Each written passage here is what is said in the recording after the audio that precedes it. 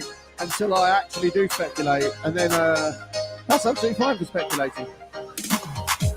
18 to 21 females on the dance floor. Now this, sorry guys, there's a wasp. We're being attacked by wasps. We've got a lot of Fit Aid on the desk in front of us. Fit Aid, one of the main sponsors of this event. Go and check them out for energy and athlete recovery. New flavours available with clean caffeine. Can someone tell these wasps there are only 0.8 grams of sugar in a Fit Aid? Not enough for them to sustain themselves. But there's a lot of caffeine. They'll be buzzing.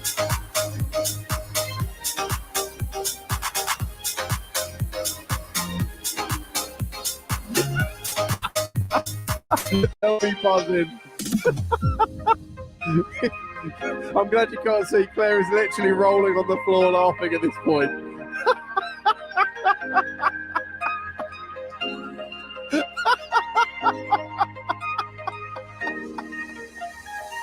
Oh wow. Sometimes you're not that funny. And other times you crease me up.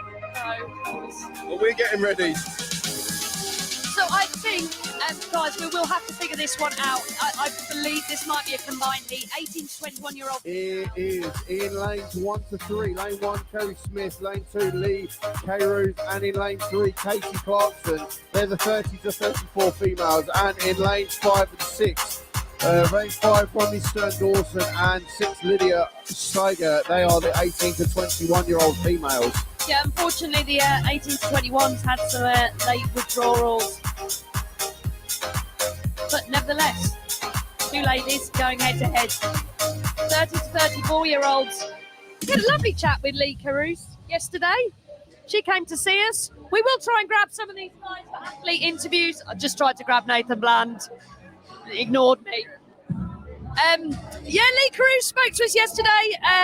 Athlete 1871 CrossFit, competed at the fittest in Cape Town and finished in 12th. So that gives you an idea of the calibre of Masters athletes that we have here today. Coming all the way from CrossFit 1871, 12th fittest in Cape Town, sanctioned an event earlier this year. When I spoke to her yesterday, she said competitions like this are perfect for her.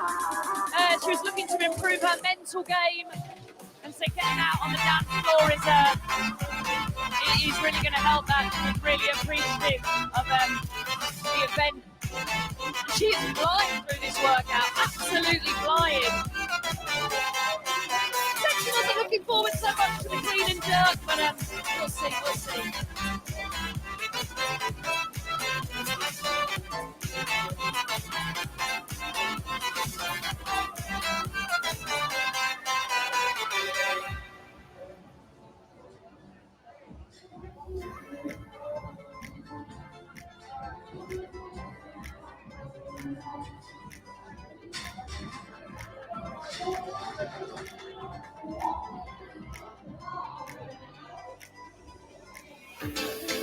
Good, same standard for these 30 to 34-year-old ladies.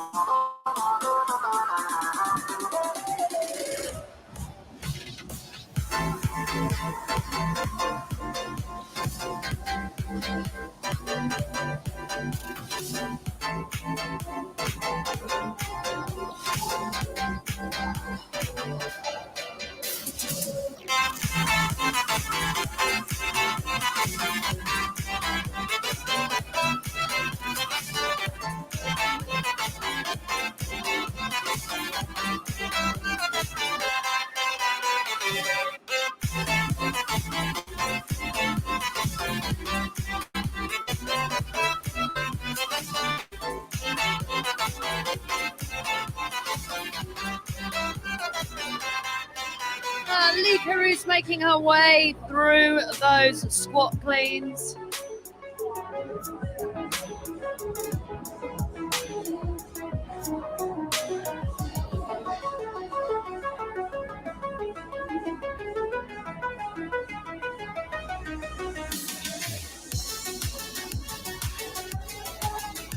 practicing for those butterfly pull-ups. Great if you are competent at them.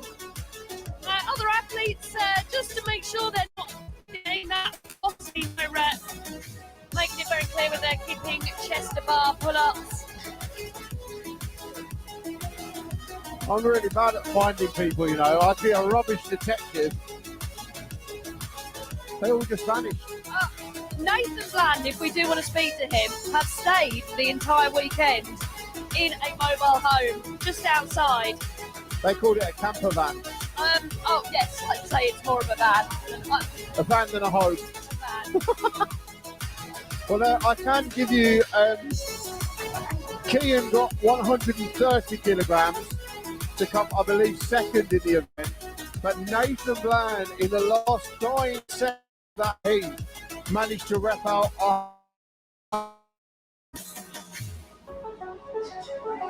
Now, will he be disappointed with the 135?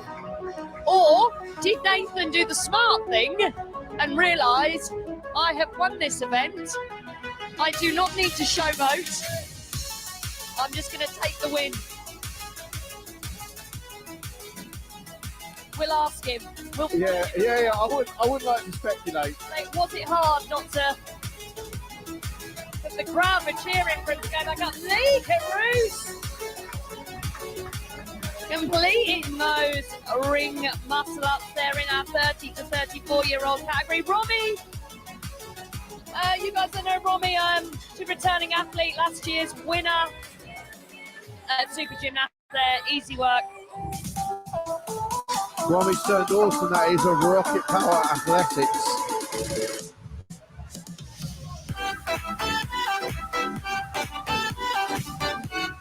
That is, you can see those two athletes in the top right of your screen. That is Romy in the right-hand side and Lydia on the left-hand side. Bottom left of your screen, we've got Kerry Smith in lane 1. Lee Caruso. Sorry, that is Lee Caruso, yeah, my bad. Sorry, that's lane 2. Kerry Smith is in lane 1. Telling our viewers, Lee Caruso spoke to her yesterday, has come to this competition to improve her mindset on the dance floor, was just short of qualifying for the CrossFit Games, finishing 12th in this year's Fittest in Cape Town Sanctional.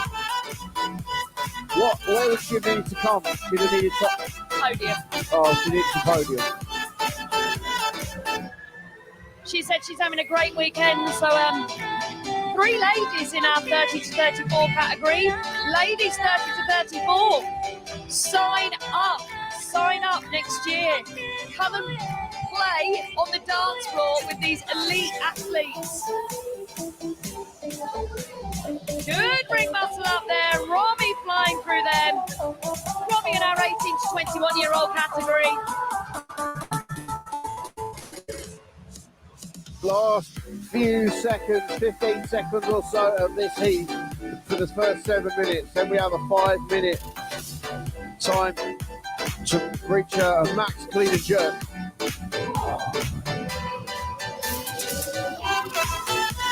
Oh, very good, ladies. Well done. Super job.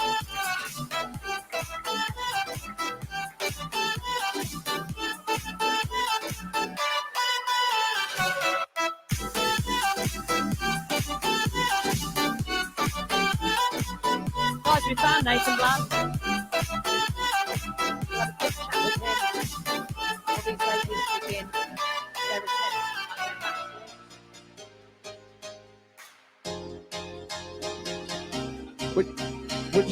We're just getting Nathan Bland in.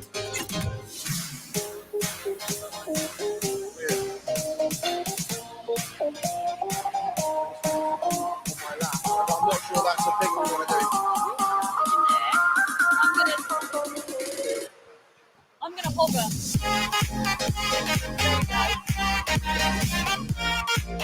Nathan Bland, he said he was coming to win event 3 Part B. You done it. 135? Did we get that correct? Yeah. Good. Now Now, we know you had a number in mind. Was it a massive advantage to have Kian in front of you? Not so much. I knew what I needed to hit. I would have liked heavier, but it took a lot more out of it than I thought in the first part. The barbell in part B felt a lot heavier. 130 felt like 145. Yeah. I think all the athletes that have finished so far are saying that. You're not seeing many athletes actually getting their PBs. The impact of part A has been so huge on them. Lots of people walking around quite shocked that they weren't able to get those numbers that they wanted.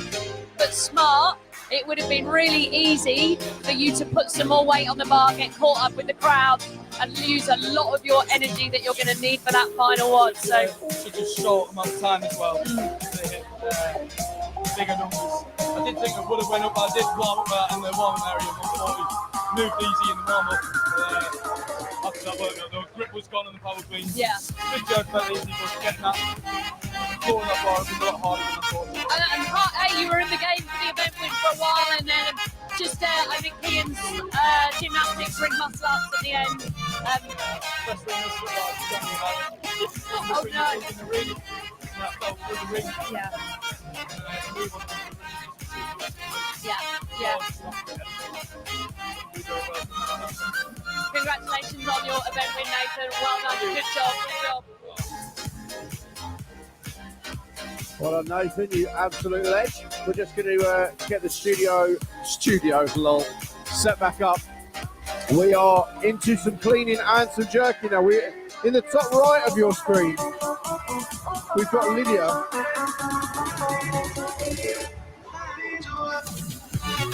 We've got Lydia up top right of your screen. On the bottom left of your screen, we've got that's Kerry Smith there.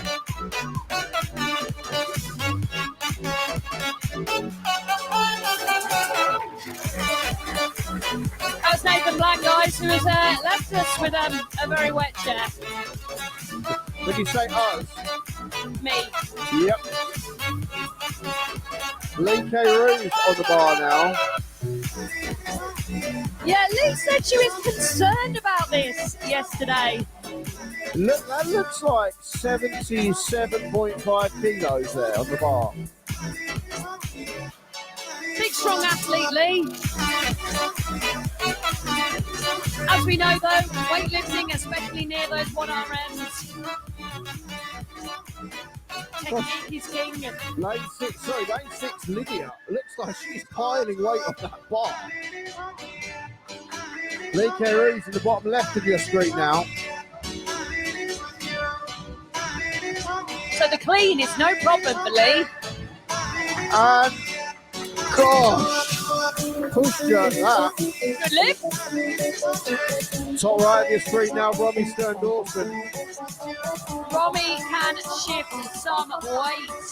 Beautiful clean. Is that likely to be 85? Oh.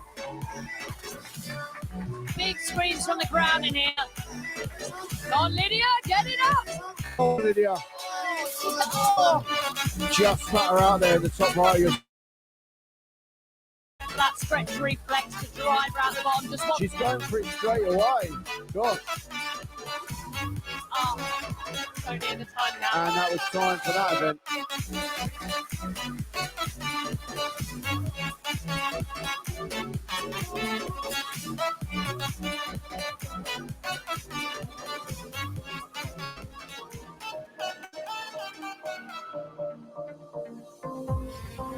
I'm going to bring in another member of the Kemp family now. Connor Kemp. With his CrossFit Aylesbury t-shirt on. How you? Sorry, why are you so? What? How did you feel about that workout 3? Yeah, so it was challenging for me. Lots of gymnastics, high volume, my upper body size easily. Yeah, then obviously at the end you've got to bring muscle ups and the. Yeah, so we were talking about this before, weren't we? Normally you should sort of bang out three ring muscle ups fairly comfortably. But you One ring muscle. didn't get any in. It's just under fatigue and then not under fatigue. As you can see, like. So with that fatigue in mind, part B of that workout was main and jerk. How did that go for you? How did you feel like that panned out? That felt good because I like to do this when I'm warm. Yeah. So my legs are warm, upper body is warm. So I felt good with that part B as well. Managed to get 90 kilos. Brilliant. Is that where you wanted to be for that workout? I did have a crack at 95. We missed it, so. Decent. Well done. Well done, mate. Good workout, man. Oh, top one. Well, thanks for that. We'll catch you in a minute. See you in a bit.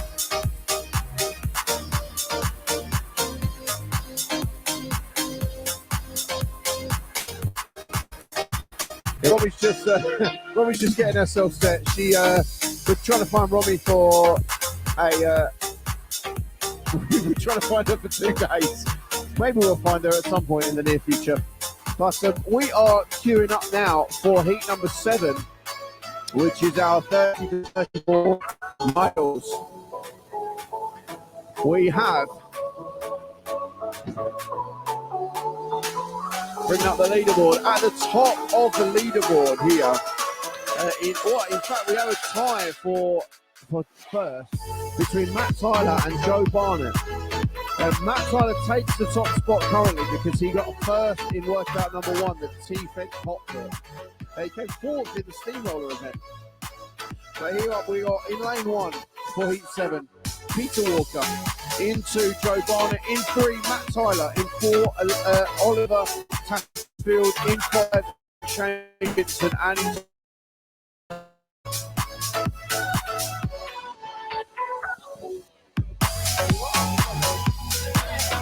Romy! Well, we found her. She has. Come and sit down, Romy. You are welcome into the media, but don't be afraid. You're on camera. Millions of people are watching you on live on YouTube. Millions, all 22 of them. But Romy, it's nice to meet you. I'm Sam. How's it going? But you're doing pretty well this weekend. Yeah, it's been all right. It's been all right. Well, I'd have said. So, Romy, where are we? No, that's not you. There we go. So you are currently in first with 4 event wins. Yeah, that was the 4th, yeah. That was the 4th. So how are you finding it this weekend? Obviously, you're winning across the board, but how are you finding it yourself? Obviously, you train hard for these kind of events. Yeah, it's nice. I've had a bit of a chill summer, so it's quite cool to come out to compete again. I wasn't expecting very much. I think like 5 festivals, be more of a chill. Yeah, it is nice to see that work has paid off in the last couple months. And, yeah, No, it was came point first. And only by points by coming second. oh wow! It was a bitterness where I'm like, this year's the year. It's got This year's the year to prove it. I like that. This year I want to prove myself, so I'm going to go to a bunch of festivals in the summer and make it work. Like original plan. no. So is this something? How long have you been doing CrossFit for? Have It'll be you? 3 years in January, so yeah, just under 3 years. And how old are you now? 19. 19. Okay, Yeah, I started when I was 16. Yeah. So, yeah. That's- that's decent. And is this the only competition you do, or have you done many others? I've got Arnold's in 2 weekends time. I'll see you there. Yeah, that's nice. Yeah, I'll be at Arnold's, and then that's pretty much it for competitions. I've kept it quite chill this year. I did South Regional 2 weeks ago. Yeah. Came second at Arnold's. Brilliant. And yeah, just kept it quite chill. A couple like teams ones, like MFG, a local one, but Oh, nice. Nice. And where do you train out of?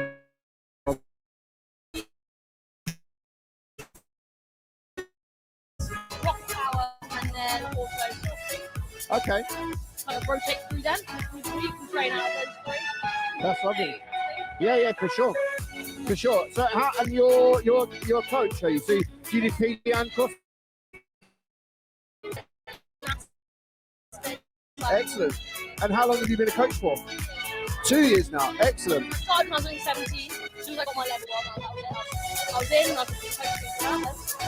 That's perfect. And so you're 19 at the moment, which in here puts you in a team category, but in the real world that actually puts you in the Scary big girl. with the scary big girls.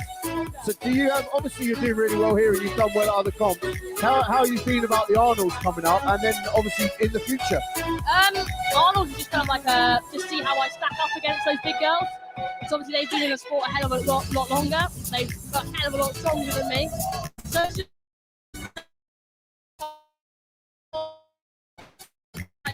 Not with that attitude. I know. Like coming here, I'm like, I know I've got like a chance. Whereas at Arnold's, I'm like, so long as I put everything out there, lay it all out on the floor, I can walk away happy at the end of the day. Okay. Even if I don't win because I'm just up against those big girls. Like, Brilliant. Well, going, I don't know. So you're in the elite category for that, are you? yes. Oh, you are. Wow. So you qualified for the elite category, Yeah, which puts you somewhere up there. Instantly regretted it straight off. It's immediate, but I guess it pushes you. So that's the plan. And it'd be nice next year to come back and be like, oh, I wonder if I improved or not. So we'll see. Yeah. That's brilliant. Well done. And I'll see you at the Arnolds. I'll be on the microphone on the competition floor there. Well, Robbie, thank you very much for hanging out with us, and hopefully we'll see you again soon. Thank you. Thank you.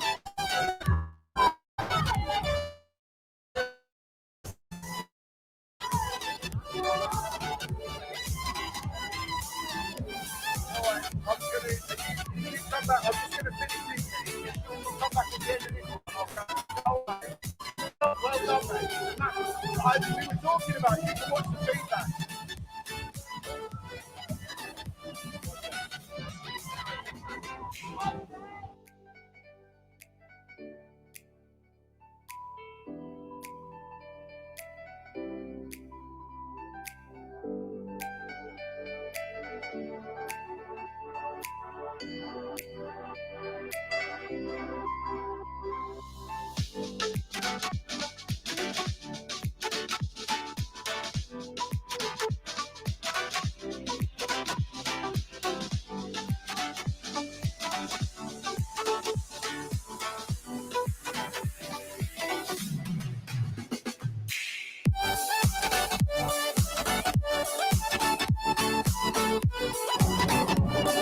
Sorry about that, guys. That was Romy in the house.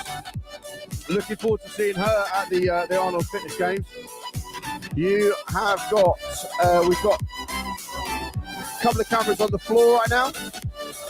We've got our main camera. Just to give you a rundown again, in lane 1, Peter Walker, in 2, Joe Barnett, in 3, Matt Tyler, 4, Oliver Chattersfield, in 5, Shane Vincent, and in 6, John Breheny. We are 5 minutes into this workout, and these boys are punching it.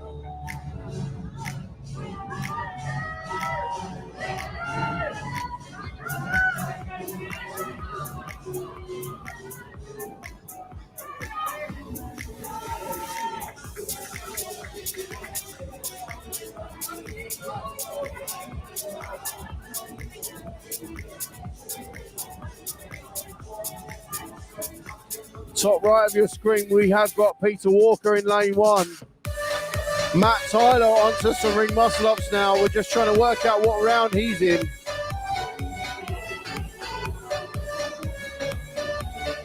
At least round 2, possibly. I'd imagine round 3, looking at the time.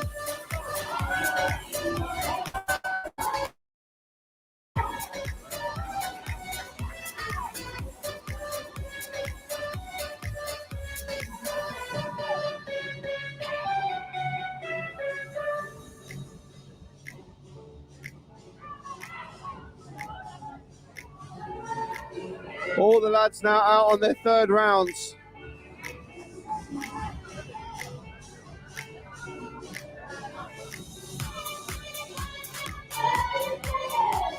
"30 seconds left.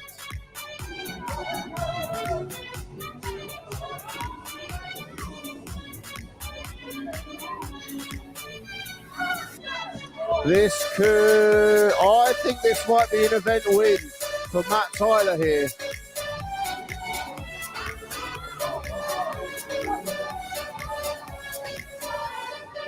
This is brilliant to see all these athletes just taking a look left and a look right to see who is out in the lead.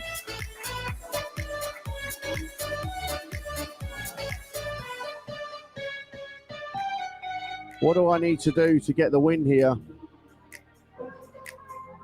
Claire coming back now with the fit aids. Thank you very much, madam. Just giving my seat a chance to dry out. Oh, I had a brilliant interview with Romy just now. She's a lovely young lady. She's so nice. Do you know, she's competing at Arnold's, you know, with the big girls, as she put it. Wow. That'd be awesome. Did she do the Europeans? I don't believe so. I think she was at a festival. Oh. Well, you got to have a little bit of a downtime. When you're 19 years old, that's what you're up to doing. I just said I think we got Kian coming in for an interview a little bit later. Just had a quick chat with him about how he took part 3A and 3B, and 3A he was just looking around. He knew he didn't want to spike his heart rate too much on the barbell. That's why he was going singles. And then his gymnastics, he knew that they're fairly low number in the reps there, so he knows he can get those.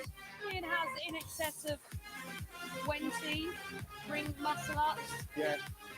I've seen him do, I think it's 50 unbroken bar muscle ups. Yeah, I know he has a time for the, his dad is just walking past us. Ring muscle ups. Ian did 30 ring muscle ups the other day for time. Can you remember? Just putting his dad on the spot here. I'm so sorry. I pulled Kian's dad in to ask him about his son's gymnastic performance on the ring muscle ups. He did do them the other day, and he told me his time. I can't remember it. Dad is going to go and find out. Dad's going to go and find out. He might even bring Kian back with him. That is top right of your screen is Matt Tyler, putting in what looks like just over 100 kilos. Again, top right of your screen, that is Peter Walker with what looks like 110 kilos on the bar. Spoke to Matt Tyler this morning, how he was feeling, and he said, well, I'm going to do some gymnastics and I'm going to do some weightlifting. He told me he put deep heat on this morning because his hamstrings are a little bit tight, but he put it on a little bit too high on the leg. Yeah, you don't want that as a bloke. You do not want that. This weekend. Matt Tyler's bar there looking like again 110, maybe 115 kilos. We've got Kian's dad back again. 30 ring muscle ups time was 2:23. Gosh, golly. So not surprised to see him pulling away on those rounds once we got into that third set of ring muscle ups and shoulder to overheads. Matt Tyler, I think that is 122.5 kilos, it looks like. The change in the approach as we start to come into our Masters categories, it's quite different. There's a much calmer atmosphere. It is certainly calmer. Although Oliver Tattersfield here in lane 4 in the top right and the bottom left of your screen with a lot of weight on that bar.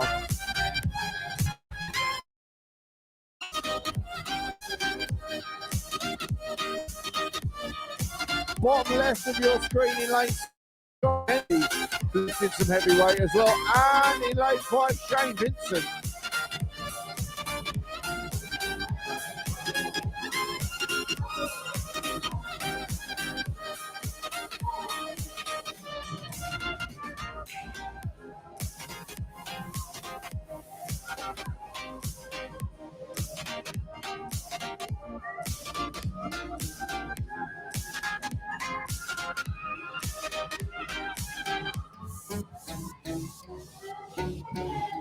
.30 seconds to go in this heat.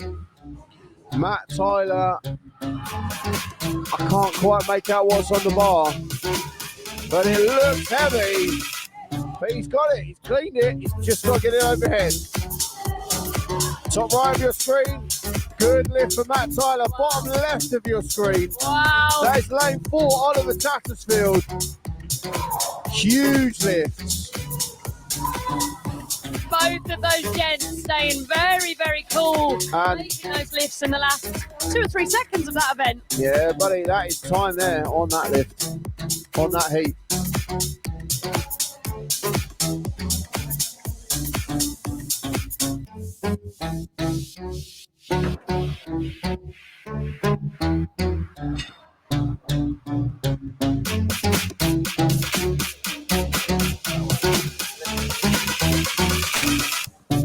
I'm just kicking Claire out of her seat again to make sure it gets nice and wet. We need to get you a pillow. We've got Kian in the booth at the moment. Keep that microphone nice and close to your face. Okay. So we've got Kian. Kian, now you won event 3 part A, didn't you? Yeah. How was that? How was that for you? How was the event? Okay, well, I'll try and sound cocky. Like I went in knowing I was going to win that event. I'll be honest. That sounded pretty cocky. I'm confident with like a moderate weight barbell. Yeah. I can cycle it pretty well. That's fair I love muscle ups. I love chest bars. I love. Yeah. Well, I guess you know the community in your age group, because the 18 to 21 is quite a tight category, isn't it? And you're all within the open. You've all been competing against each other for a little while. Yeah. But is this your first in-person competition? It's my second, but like first big one. Okay. So it's like my second individual competition. Yeah. Second individual competition. Okay. And you, I'm interested in why you, because some of the other lads were really cycling that barbell pretty quickly, but you ended up finishing first. Why do you think? Why were you cycling slower, and why do you think you finished first? Because my thought process was on the squat cleans. My heart rate was already pretty high from the deadlift, so drop it, follow it down, save my grip, save my heart rate a little bit, and just don't spot where I go, where I put my hands. So, because I'm not going to fail that bar unless I grab it like one end fully. So I'm not going to fail that bar. It's just pick it up, get it in, and just save my heart rate and grip a little bit. Okay. No, that's really good. That's really good. And you were in the lead in Part B for most of that workout. And then Nathan Bland, with about 10 seconds left, came in with a 5 kilo lift heavy. So you got 130? Yeah, 130. And then Nathan came in, and he'd been trying that for a few minutes, hadn't he, as well? What I thought happened when I got it, like I think just from the sandbag cleans yesterday, my back was a little bit shot, so I caved in a little bit, lost the bar, but I thought I heard Nathan Thaler behind me, so I was like, yeah, it's fine. Then looked behind me, and he had just got up, so I was like, for sake. And you know as well, because of the events that have been so far, if he stood it up, he's probably putting it overhead, right? Yeah. So, how did you feel at that point, turning around, that he's standing there with a clean, and you know him full well he's going to get it over his head 5 kilos more than you? I was just like, fair play to him. Like, if you can do that after that workout, like, he deserves it. Yeah. Little bit of salt in the wound. Little bit of salt in the wound. But you did take first in Part A. Yeah. So that's pretty good. Oh, yeah, no. The event went how I thought it was going to. Okay. I was happy with that. Well, before we go, let's just quickly check the leaderboard. I think I'm first overall. Because you are first overall by 5 points. So you took a first and a second in that in those 2 workouts. And Bertie, who was in first, took a second and a fourth, which puts him 5 points behind you. Yeah. And Nathan Bland, so you're on 380, Bertie Miller on 375, and Nathan Bland on 3, and Ed Cook both on 355. So they're not out of striking distance just yet. It's as long as I don't come last in that event, I'm down. As long as I don't come last, I can get second. But if I beat Bertie, I win. So okay, that's what I'm going to be focusing on now. So you basically need to beat Bertie in the next workout. Wins in that event. More than if I come one spot behind Bertie and Bertie wins that event, then we're tied. But if it's unless he wins that event, I'm less than 1 point. You basically need to guarantee winning. You need to beat Bertie. Yeah. That's what that's what's happening here. Or be one behind him too. Yeah. It'll be fun.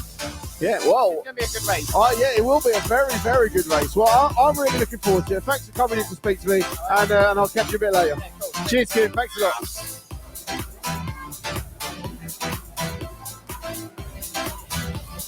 Exciting times in these heats. Andrew Watson is back on the dance floor. The beacon of Bath. The beacon Tin Man. returns. The Tin Man returns. Now, I found out yesterday Alex Day was in the comments Alex Day is one of the coaches at CrossFit Bath. Ah, Apparently he coaches the Tuesday nights and the kids classes on a Wednesday, I believe. me too, Alex. Yeah, there you go. But in this heat, this is heat number 8, the 35 to 39-year-old males. In lane 1, Rich Barnes. In 2, Kevin McKenna. In 3, Andrew the Tin Man Watson. In 4, Matthew Green. In 5, Ross Wildgoose. And in 6, Thomas Verman. Let's have a look at these standings. Oh, and would you believe it? Tin Man. Tin Man is in first position. This is close. Tin Man, commonly known as Untold Tinners. Tinners, yeah, I've heard him being called Tinners. around the box, around the competition. And Let's go, Tin Man. We're already in. Yeah. Jack rolls. Let's go, Tin Man. and Timmer, what a nice bloke, because I had popped up earlier to watch a particular heat. Tinners stood next to me cheering on one of the athletes, one of the young athletes. That's what we like to see. Big community here. Masters cheering on teens. Teens, make sure you stay. Cheer on the masters. He also looks after the CrossFit and the Fit Bath Fam Instagram page. Oh, Or the Bath Fit Fam Instagram page. okay. I'll have to give that a So yeah, give that a follow. I think I already follow them.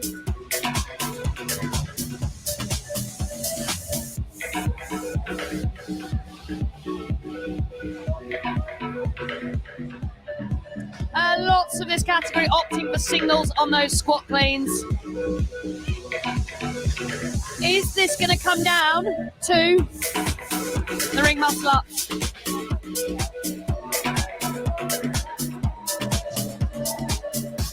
Guys, we obviously have some music playing on the feed, but we have Zach Wild DJing, and it's just gone mental in here.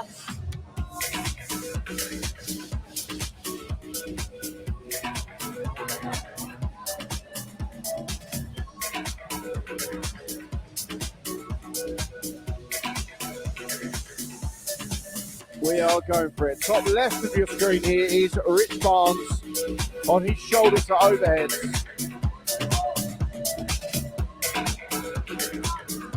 Lots of these guys seem to be unbroken on the shoulder overheads, but taking singles on the previous round of the cleans. I think every athlete we spoke to so far, Sam, is shocked at the cumulative effect that this workout has had in such a short time domain. Well, that's where Kian actually seemed quite sensible. I never thought I'd say that, but Kian seemed quite sensible, doing singles for his squat cleans to try and save his grip and to try and save his heart rate. Yeah. Oh, Tinners! 3 ring muscle ups. Yes. Cue on the Tin Man. Oh, that's it. Something else. The rings here. A lot of the athletes are saying the rings are very, very long. Well, they're long for everyone. True. They are. In fact, they're exactly the same height for everybody. They were measured and strapped up to the exact same height. But again, If it's good enough for a CrossFit Games champion, then it's good enough for them. Is all I'd say. maybe something unique that you have to practice over the next 12 months. Find a box that you could drop into with long rings.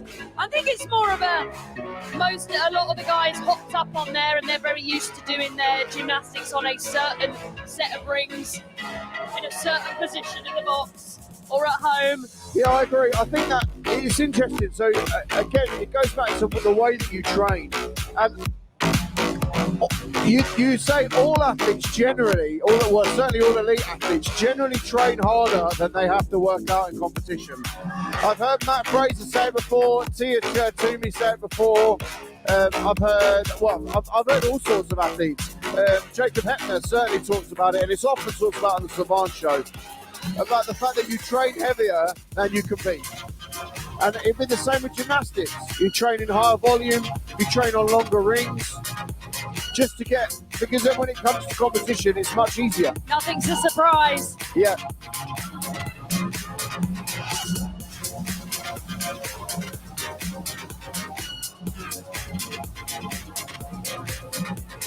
Some of the athletes from earlier categories were saying they actually found it easier to attempt a strict muscle up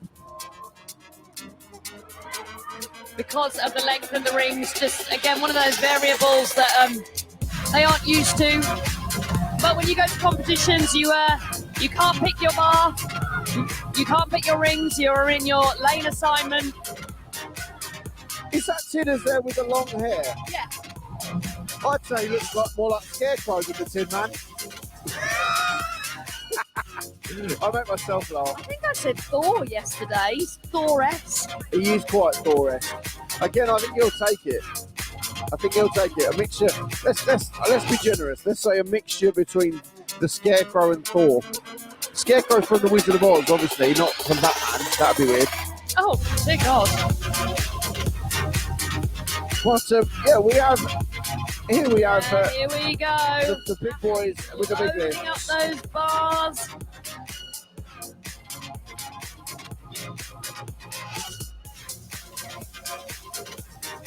I'd imagine we'll start to see some big lifts here too.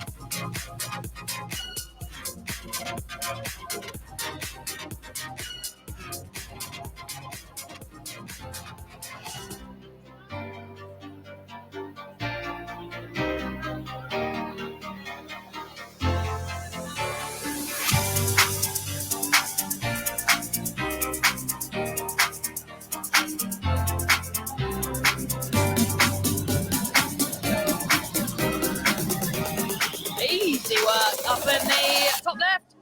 That is Kevin McKenna. Rich Barnes in the background making that first lift. Athletes looking to bank a lift and then go for a second lift. It's a very small time frame, 5 minutes.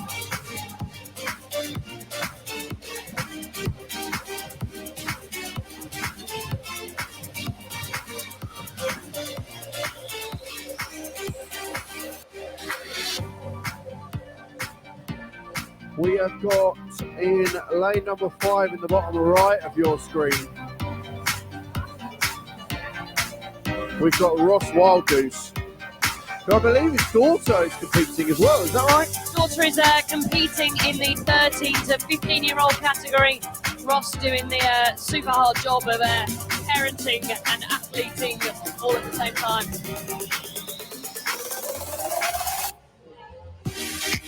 That's 100 kilos, it looks like, on the bar for top left.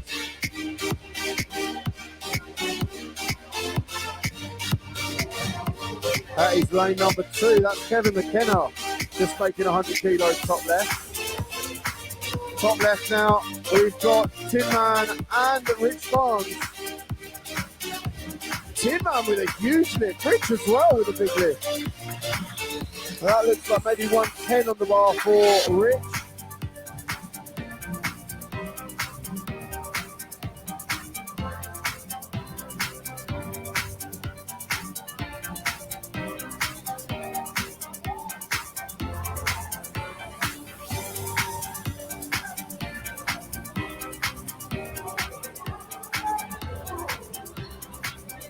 Here we go, Tinners.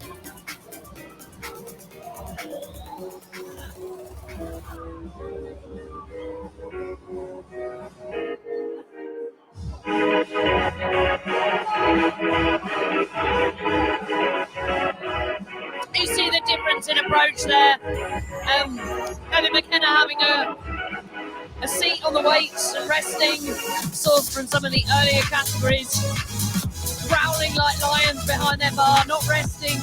Caged animals, ready to pounce and attack their prey, which will be that heavy barbell. Tin Man top left. Oh, he makes it. 120? That will look like Matthew Greenwood in the bottom right of your screen, and in the top left. Kevin McKenna. Yeah, lane 2, Kevin McKenna. Lane 1 in the top left, Rich Barnes now. Oh, lovely. Oh, shame. Didn't quite make that one. I think he'll re-go on that one. About 30 seconds left on the clock. If that squat clean hasn't taken, he didn't struggle. He dropped it straight away when he realised. Hopefully he hasn't expended too much energy. Athletes still continuing to try and outlift hitters. Lane number 6. He's going to go again. Tom Berman in the air. He's up. Oh, Barnes is up. Ross Wilkins, bottom right of your screen, getting a good rep. And Rich Barnes not quite making that lift at the end there in the top left. That is going to need some sorting. I'm not sure that they all look like they were on very, very similar rates and just trying to edge each other out in those last few seconds. As soon as we have the scores in, they're coming in super quickly as well. We will give you an update, especially the guys that are on the live feed, cheering on Dinners. We've now adopted his nickname. If you don't know who that is, it is Andrew the Man Watson, the beacon of Bath. Apparently everyone from Bath is a beacon of Bath. Hello. We've got a CrossFit Games champion standing next to us right now. We're in the presence of royalty. I wonder if she mind hopping up. I reckon, I'm sure she would. I'm going to get out of the way so you girls can have a chat. Do you mind doing that, Kelly? Do you mind coming and sit with us? Of course you don't. I mean, I'm just going to have a quick manoeuvre around. we're not quite Tommy Marquez.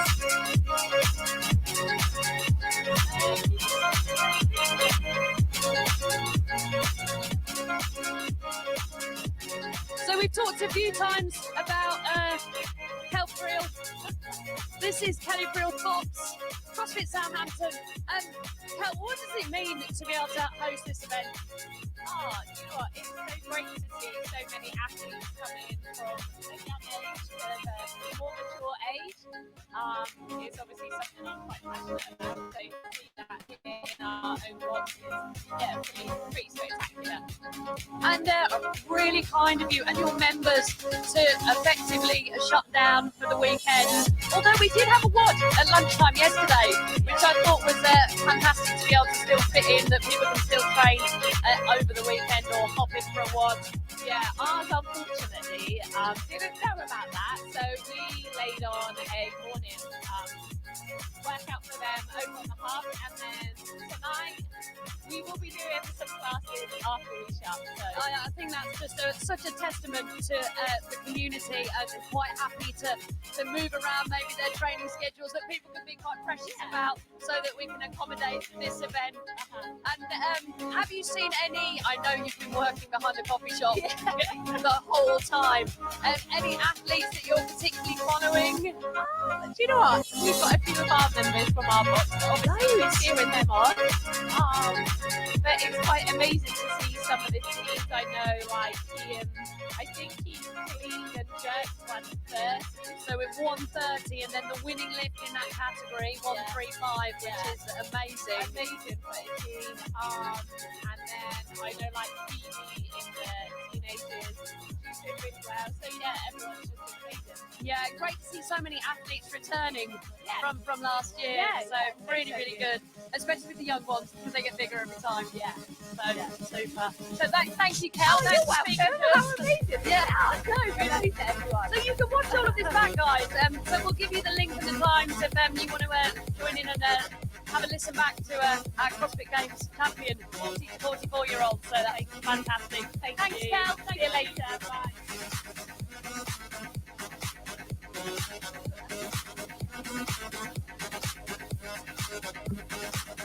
Kel Friel. Big heart to Kel Friel. I love her so much. She's just the best. She's just the best. She's just lovely, especially if you've been a part of the Rich Kids and Masters. One of those people who remembers everyone, always says hi. Yes, absolutely. And he's working at a coffee shop all weekend. And I'm not sure if you heard Sam saying for her members around what's happening this weekend, they've been able to run classes in the morning and will run classes tonight after this is finished. Well, that's brilliant, isn't it? Was it Pilates bar? I might stick around, you know. Pilates. CrossFit club. I'll be honest. I thought Pilates was just sort of a bunch of old women farting. Wow, Sam. But maybe I'm wrong. I might be incorrect. I think this might be a mixed heat. No, it's not. There's just 3. So we have our 35 to 39-year-old females on the floor. Victoria Davies in lane 1. Then we have an empty lane. Jade Meller, lane 3. Empty lane again. Kirsty Brown, lane 5. Kirsty Brown out of CrossFit Stonehenge. 7 opens and managed to break into the age group online qualifier this year.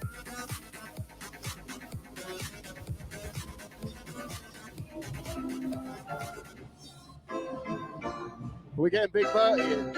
Yeah, Bertie, winner of the event 3 Part B with a max lift of, well, I won't tell you.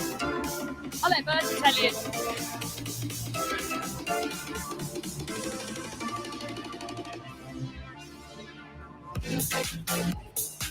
Bertie, welcome in. I'm gonna get us on camera, mate, because How close when he told this? I've got a face for radio, but you definitely have a face for being online.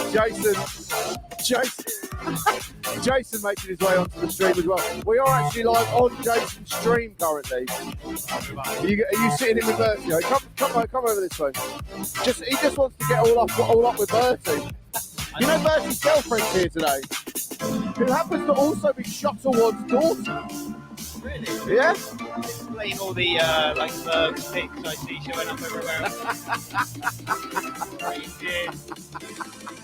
Don't know what you're on about, lad. Competition like this, you're going to back it up. Yeah.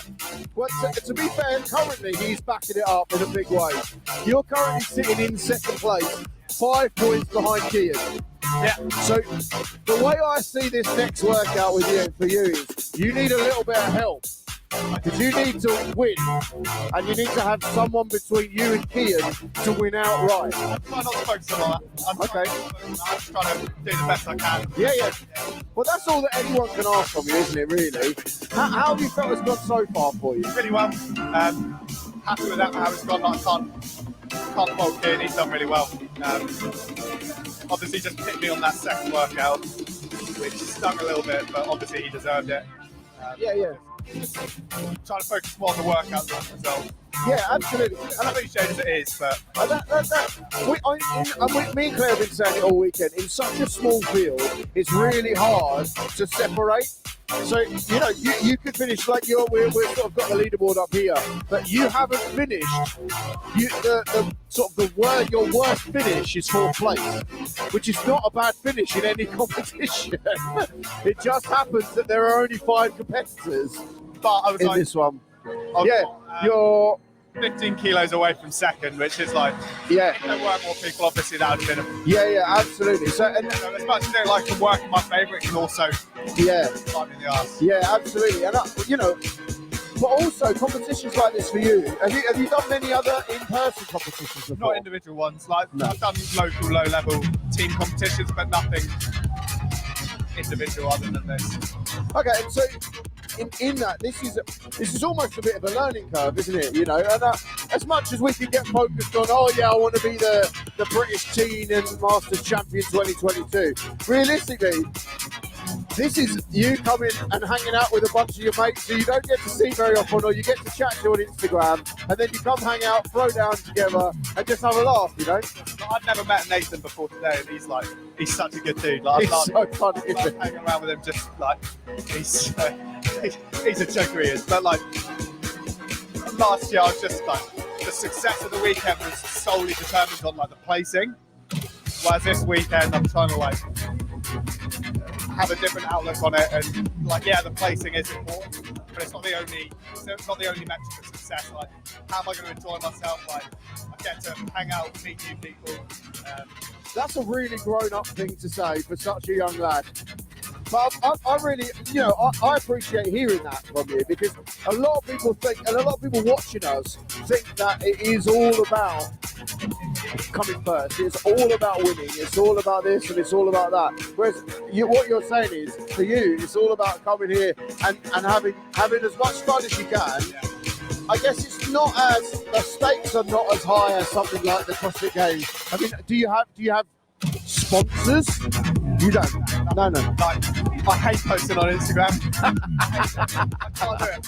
And like, I just want to go to the gym and put in work. I don't want to have to set up a camera and do it myself and like take pictures. But that's really refreshing. Well, maybe that's why they put the teams and the masters together, because you sound like a 55-year-old saying that.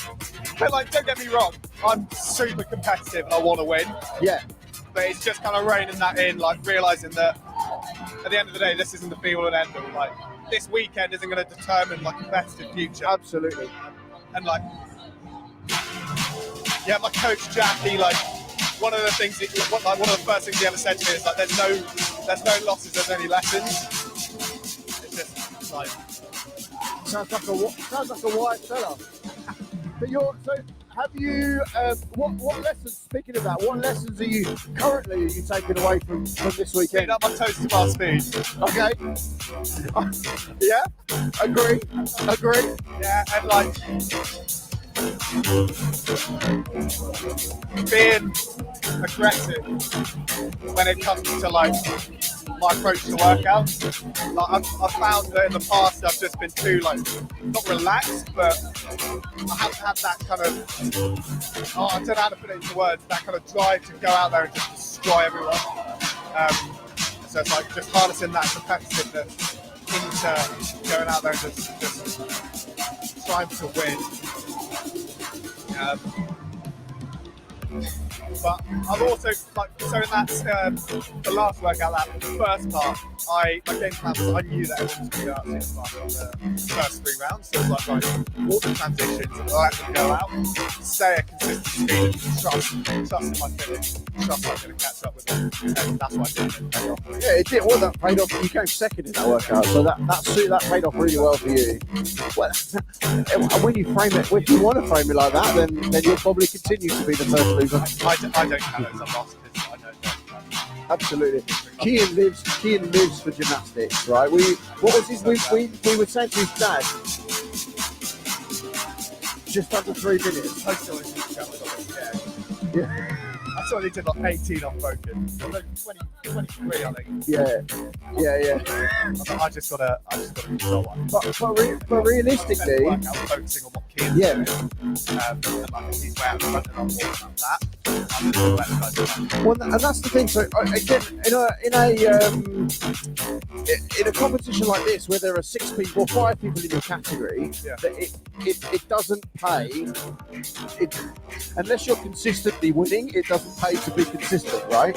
Because you could come second or third in every workout and still not win. If there are 20 of you in the field, coming second and third in every workout, probably going to put you top of the leaderboard, unless someone is coming in first in every workout, and then they just deserve to win anyway, right? So I respect that, your consistency. So if there were another 2 running workouts, you're probably taking those because you finished quite far ahead of the rest of the field on that workout, And on that first one and that last one that we just did, it's a big thing of not doing more work than you have to do. Yeah. Because it's like I was coming on to the last lap of that run and everyone was shouting at me like, yeah, you can finish it, get it done, you're nearly there.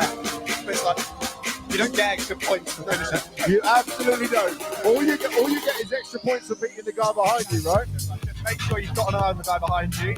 Know where he is. Know if you need to speed up. And again, that's what I did on that last workout. Yeah, mate, that's it. The Bertie Mellor Invitational. I'd sign up. But that's really interesting. So at the beginning of the competition, that mindset is really important. But now, as you say, it's getting to crunch time, right? So now you've got to send it. You've got 5 minutes, send, go full send, and hopefully it all shakes out at the end, and it does well. I can't control if someone comes between me and Kean. All I can control is the effort I put in, and I know I'm hungry. I'm gonna send it. Mate, that's perfect. But I'm really sorry. It's lovely to have met you. I've never met you before. This is brilliant, mate, and hopefully we'll see you at competitions to come. Hope so. Bless you. Take care, mate. Thanks a lot, Bertie. Bertie Miller, everyone. What an absolute legend. That was the live feed hosted by Bertie Miller. Yeah, I love Bertie Miller. Bertie Miller's a good I love it when someone comes on and you're just like, you're epic. really cool. Yeah. I think Great, like being able to, you know, let the people see these athletes that most of them, as we discussed yesterday, working hard in their back gardens, in corners of boxes, on their own programming. It's just great to meet them. And guys, if you see their faces at competitions, give them a shout. Go and follow them on Instagram. Go and give them some support. Meanwhile, we still have the 35 to 39 females out on the floor. That is Jade Mellor in the top right of your screen, putting in a huge lift. And she is obviously very, very pleased with that. They have got 1 minute left in this workout. I'm going to turn the camera off because no one wants to see my face anymore. But yeah, they've got 1 minute left in this workout. Have they got another one in them? We had Matt Tyler just on the, just having a small chat with him off camera. Another experienced athlete saying the impact of part A of this workout was huge on that max lift, and pointed out that he only made 2 lifts, one as a banker and then one as his have a go lift. And he said, in comparison to the earlier heats, where we had the girls and the boys making 5-6 lifts, I think that's just experience, competition experience. Yeah, I don't think he lifted enough, but you know that's. I don't actually know where he came in the workout. Well, they're probably up by now. He won the lift and came second in part A. So he is now out 10 points ahead of Shane Vincent in second, and 20 points ahead of Oliver Tattersfield in third.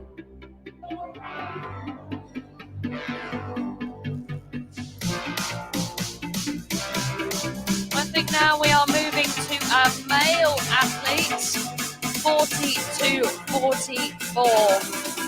That is correct. We're going to see Ivan Paxton from CrossFit Solent in lane 1, Alan O'Leary from Unit 22 CrossFit Northampton in 2, Jordan Hodge CrossFit P, is that Pi or P1? I'd love it to be CrossFit Pi. Oh, I love Pi. In lane 4, Glenn Fletcher, independent. He's Dragon Athletic. Well, I'm going with what's written on here, independent, but I know they do train at Dragon Athletic, and they've been wearing Dragon Athletic t-shirt on, yeah. In 5, Christopher Sleeman from ARC, and in 6, Mark Brown, Vale Community Fitness. Fox is taken from your profile on Competition Corner, so update your Competition Corner, update your games profile, really helps commentators. Some of the masters athletes really good at updating their games profile with all their listed lifts. If you change boxes, have a little log on to Competition Corner, update your box, update your max lifts if you want to put them out there. Helps us out.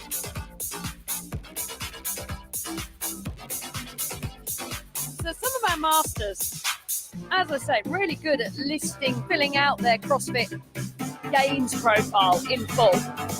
So we do have some numbers. In full. In full. Front touch, back squat, snatches, cleans. Tommy Yule. This is Tommy Yule, who has everything filled out. I'm looking forward to seeing Tommy Yule lift. What's his 1RM, what's his clean? I will have a look.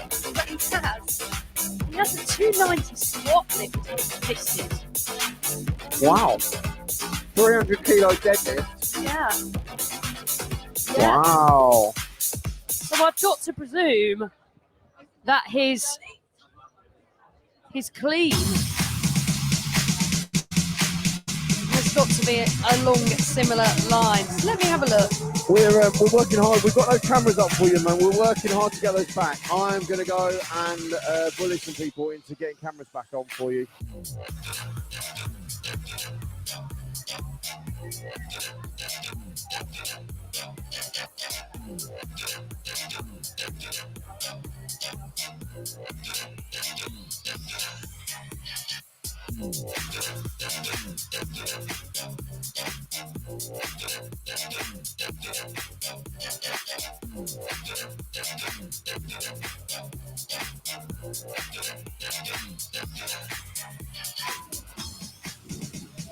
We are out into, we've got the cameras back, and we are out into the 40 to 44-year-old male category.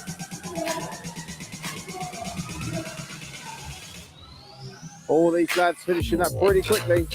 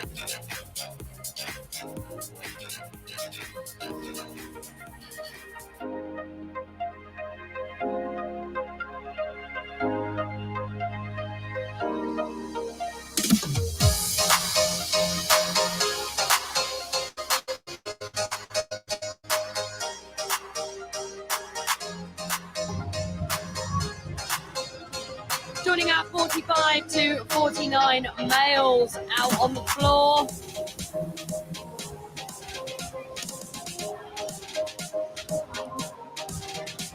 Ivan Paxton, lane 1, CrossFit Solid. Alan O'Leary, lane 2, Jordan Hogg, 3, Glyn Fletcher. Lane 4, Christopher Sleeman, 5, Mark Brown in 6.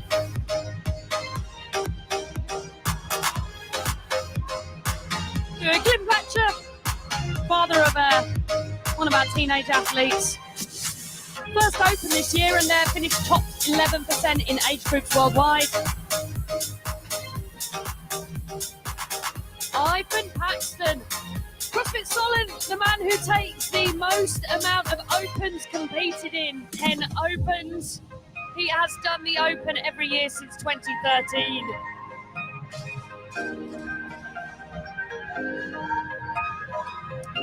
Ivan Paxton, also a returning athlete, finished 4th last year.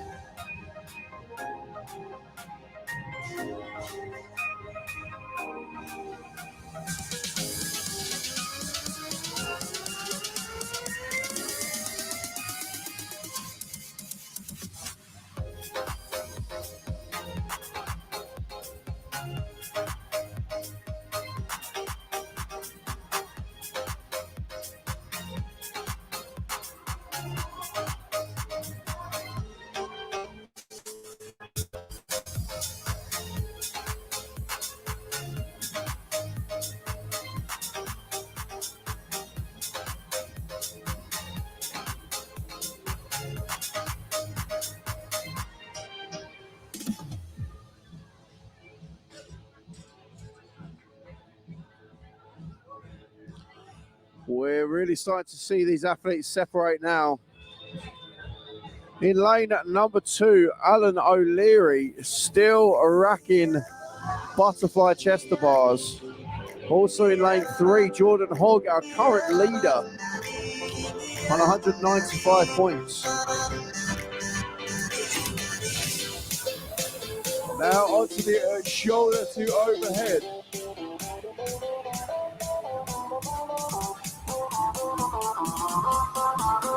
Good news for all of our viewers as well, if your athletes have provided you with times. We are running a couple of minutes ahead of schedule. So make sure you're logged on nice and early. Don't miss any of those out. Athletes that you may be cheering on.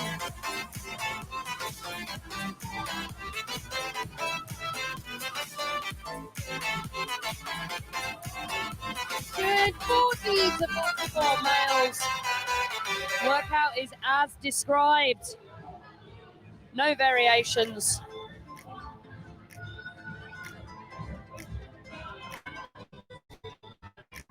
Oh, is that Alan O'Leary? Making light work of those ring muscle ups. JST athlete, I believe.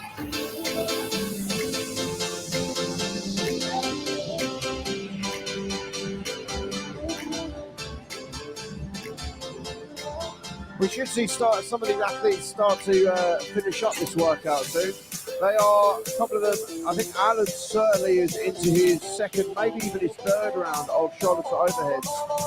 Now moving on to ring muscle ups. Is that Glenn Fletcher? In lane 2, lane 4, Glenn Fletcher.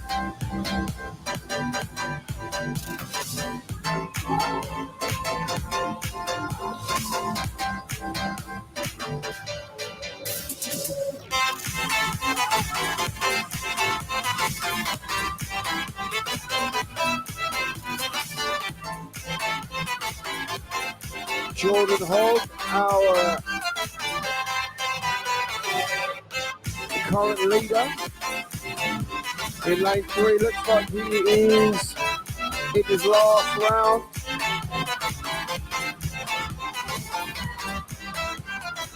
Couple more ring muscle ups to go.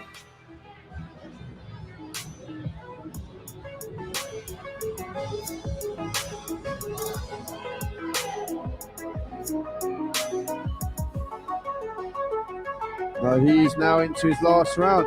And he's caught up by lane 1, Ivan Paxton.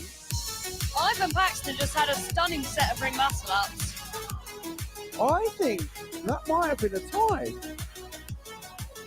If it is a tie, tiebreaker time. I think.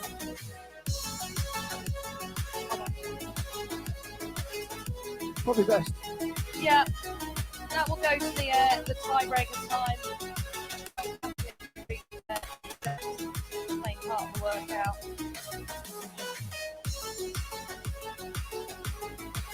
We're now into that 5-minute window where they establish a max weight clean and jerk.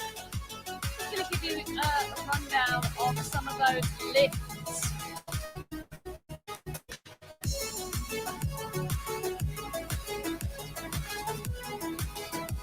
So our 35 to 39-year-old females on part B. Kate Mellor, 80 kilograms. Cassie Brown, 70, and Victoria Beamer Davies, 65. That's Jay taking 4 event wins so far in that category. And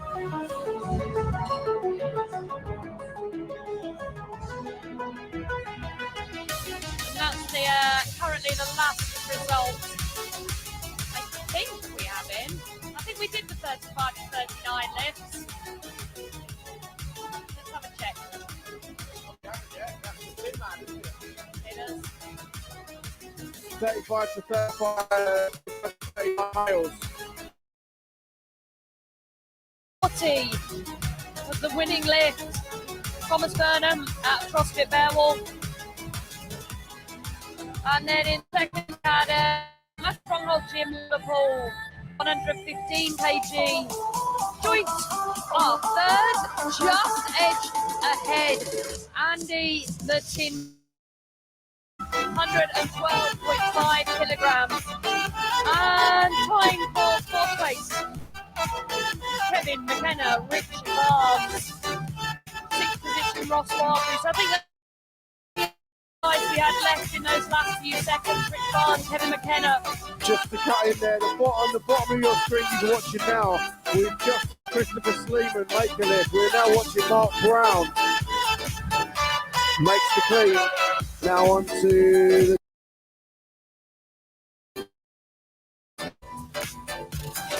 also a good lift from lane 3, Jordan Hogg. Bottom left of your screen is currently lane 4, Glenn Fletcher.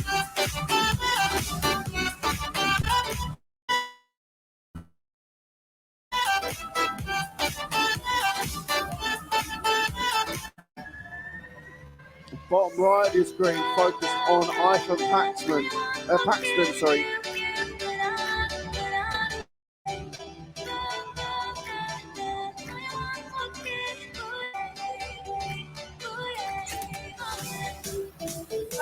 We're looking at bottom right. Bottom right is it's supposed to be Ivan Paxton. CrossFit Solent. It is, yeah. Ivan just to our right, and warning the crowd to move back a bit. Bottom left of your screen is lane 5, Chris Sleeman. He believe he did. This here on the bottom left of your screen is Glenn Fletcher. Bottom right of your screen, lane 3, Jordan Hogg. Both good lifts now.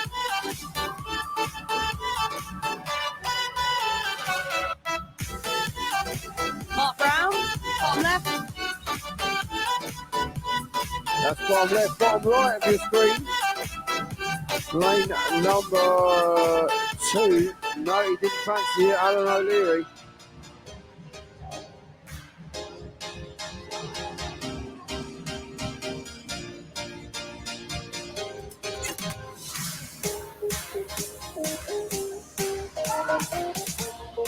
Big screen from Ivan next to us. Didn't fancy that one.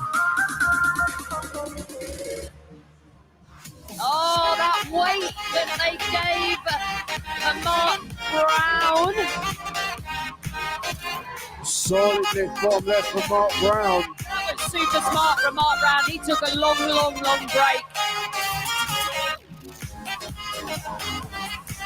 Oh, no lift, I think. Yeah, that was a no rep for Jordan Hogg, I believe. Good finish for our 40 to 44 males. Kicking up next will be our 40 to 44 females.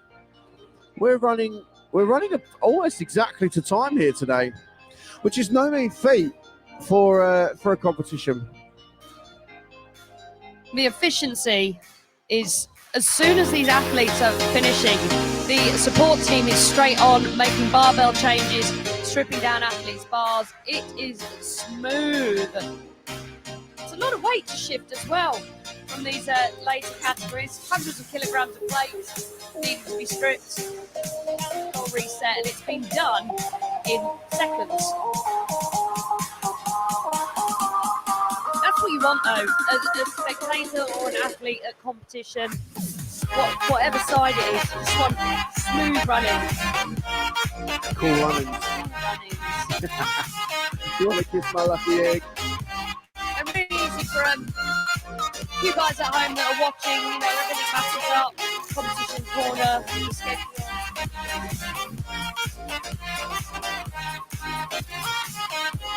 Easy for you to hop in, see the athletes you want to support.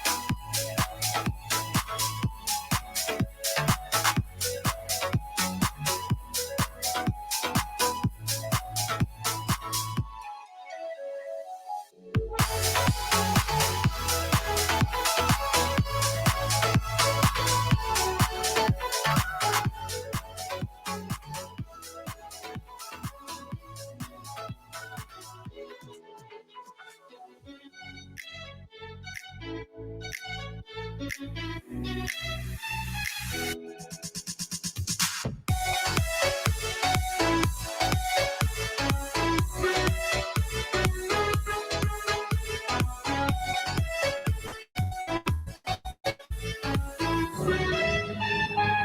are back in with the 40 to 44-year-old females.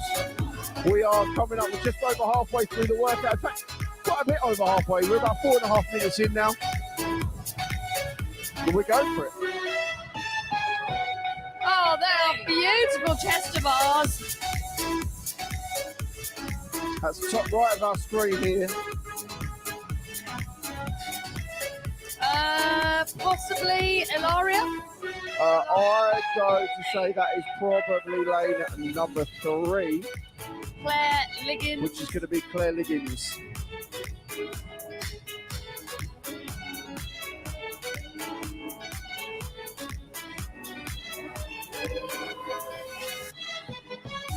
Good, Claire Liggins. 2 online qualifiers from this year's CrossFit Games Open. Alari Ritchie, just outside the age group online qualifier. Same with Jeanette. And Pam McLemon. McKellen. Let's go with McKellen. I'll go McKellen, yeah. Pam McKellen. Yeah, I'd go with McKellen. Why not? Why not? We can get a clarification on that at some point. Or we just stick to Pam. Let's go with Pam. Pam the legend. Let's call her Pam the legend. She is the legend because she has 4 top 10% finishes in the age group online qualifiers from 2019, 20, 21 and 22. But she hasn't ever taken up the offer to compete in the online age group qualifiers. That's really interesting because, well, it's money for a start. If you finished out in the top 10%. Yeah, if you're, oh, good. She did it. She don't know how to get down, but she's just She's up there. That is lane 2. No, that is lane 3, I believe. That's still Claire Liggins. She is beaming. I mean, let's go, Claire. Let's go again. Oh, no. She's What do you do if you get your first 3 months up in a competition?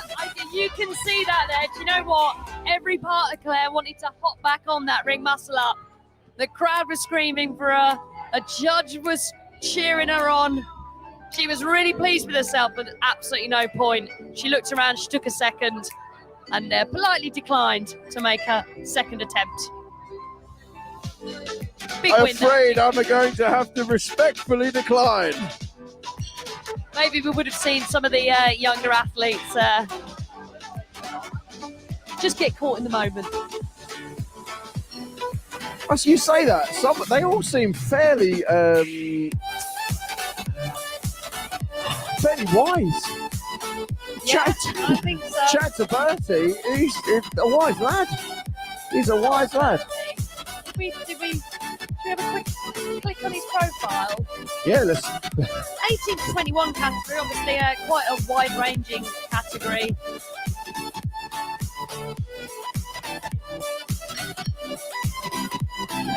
Big profile, just the blue bit under his name. I was looking at his past performances. Arnold Fitness Games qualified. He qualified 3rd. So that would have been a RX. That wouldn't have been within any sort of teens division. No, that's RX category. And then Whatappalooza qualifiers. Challenge and qualify. Again, Whatappalooza qualifiers, 18 and above, you are considered an adult. 136. That's pretty decent.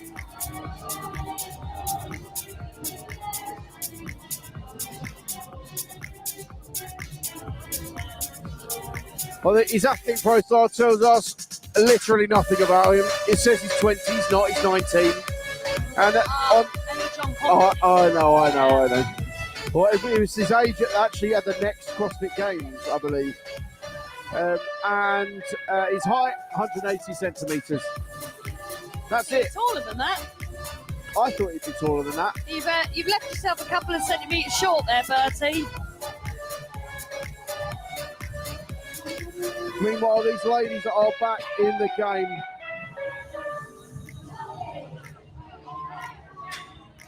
Big lifts going on here. Lane 2, Ilaria Ricci. In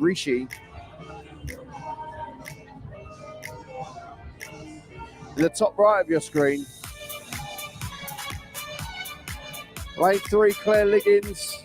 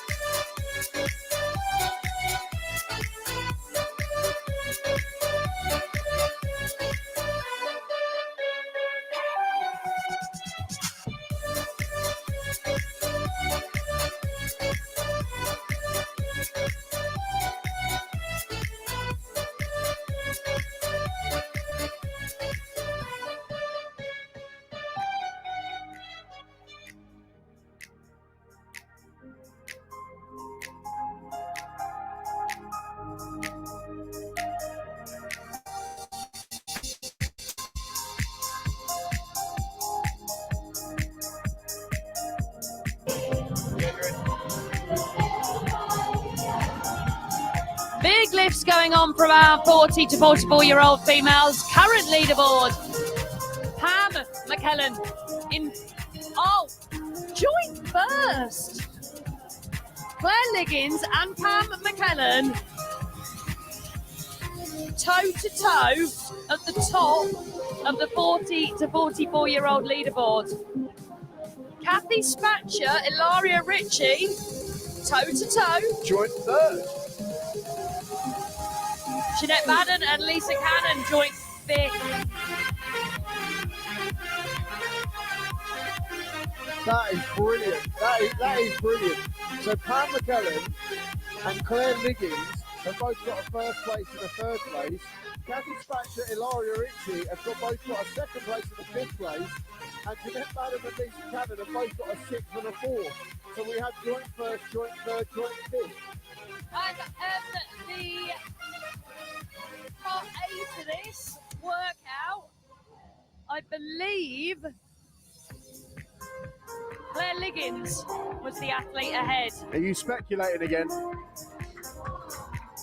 Yes. That brings us to the end of this heat. Heat number 11.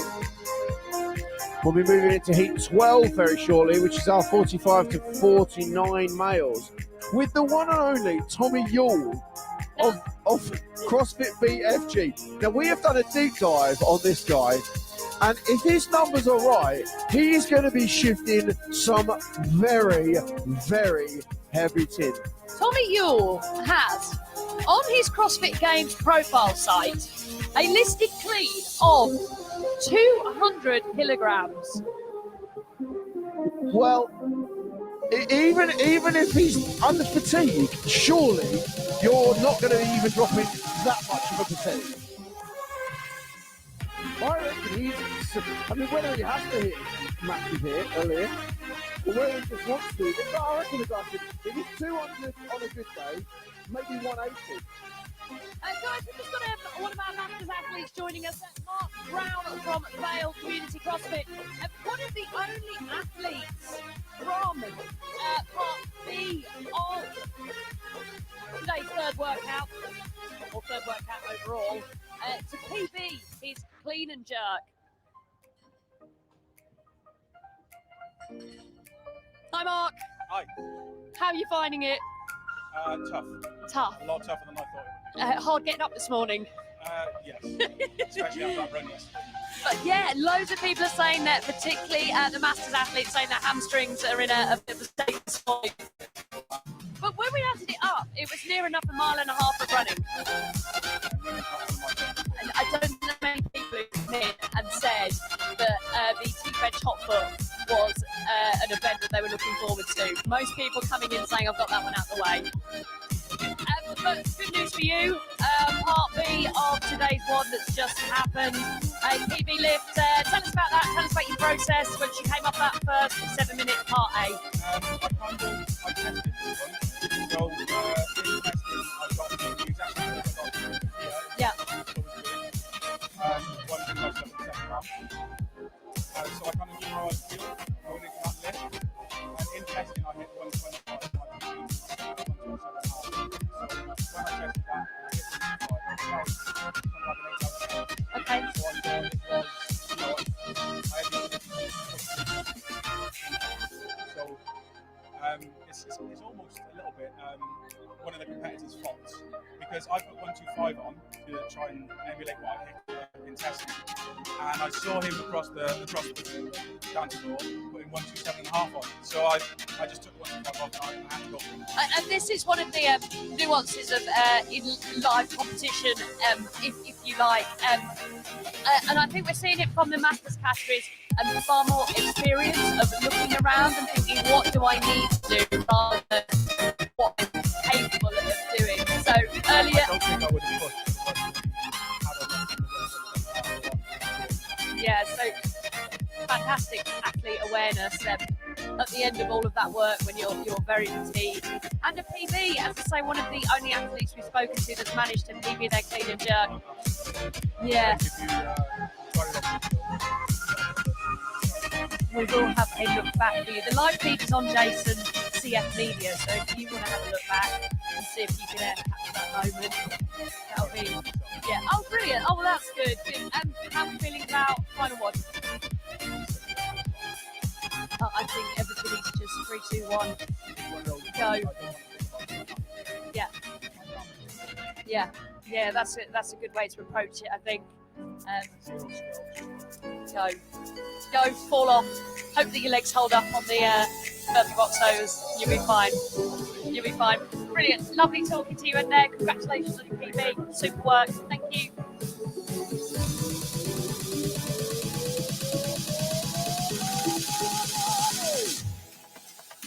Mark Brown there from the 44-year-old male category, managing to exceed expectations and PB his clean and jerk after all of that work. I think you'll agree that's quite an achievement.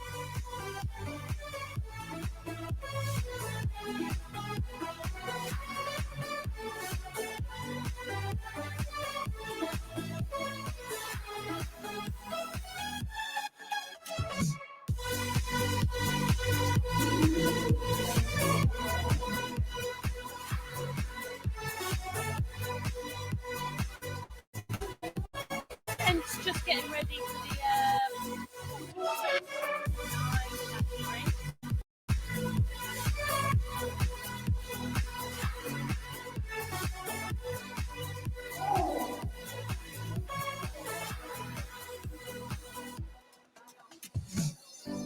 early no rep for lane 1.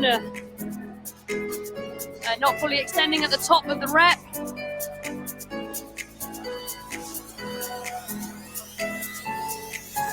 Speaking to one of the athletes earlier, Matt Tyler, saying don't get sucked into these early rounds of going off fast. It catches up with you very, very quickly, he said. Particularly with the fatigue from yesterday, lots of these athletes feeling their hamstrings. They are speedy.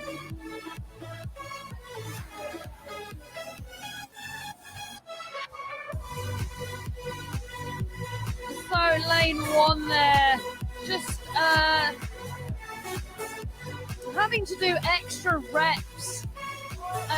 Judge, just no repping for chest not touching the bar. So it's what we talked about earlier. If you are a competent butterfly push-upper, push-upper, that's great. If not, we've seen some athletes switching out of that to traditional kipping, making sure their judge is left with no doubt that their chest is touching the bar.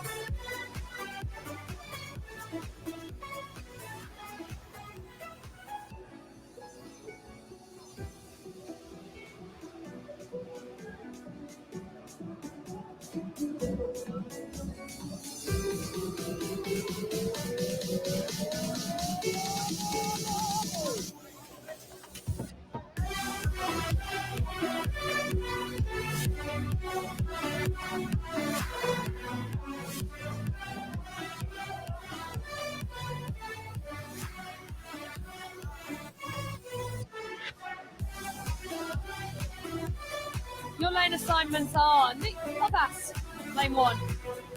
Addy Hodzik, lane 2. Colin Thomas, 3. Dave Saunders in 4. Douglas Hughes in 5. Tommy Yule in 6.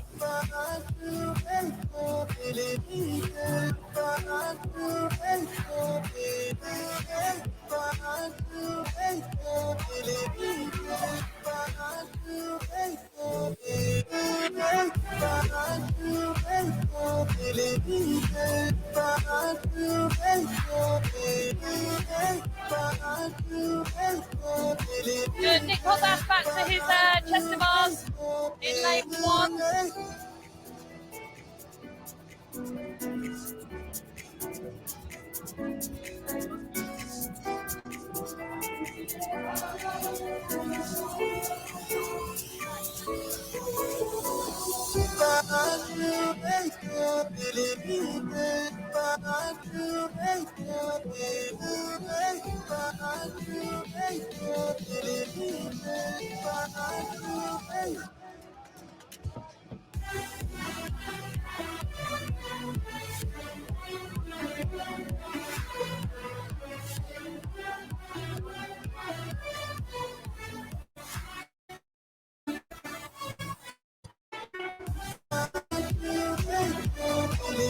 Good. Athletes onto their Chester bars.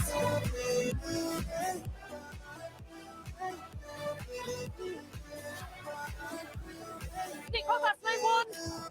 Optic for singles.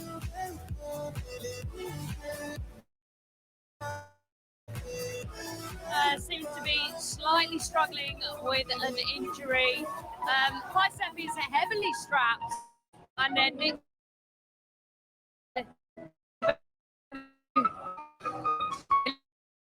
causing a few problems.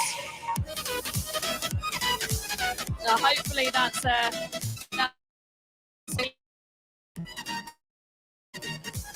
good. He's single kipping pull-ups. Must be causing him some problems.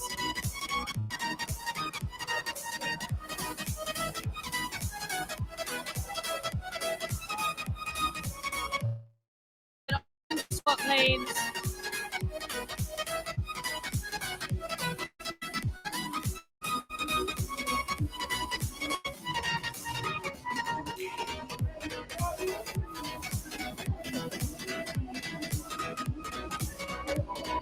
So this is our 3 rounds of 6 squat lanes, 6 Chester bar.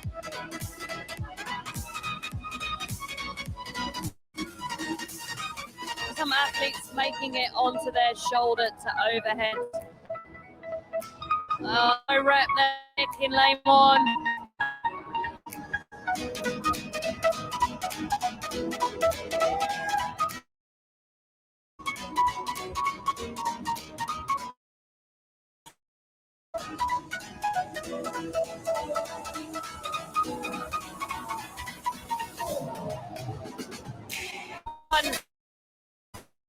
No rep, I thought that was going to be the case.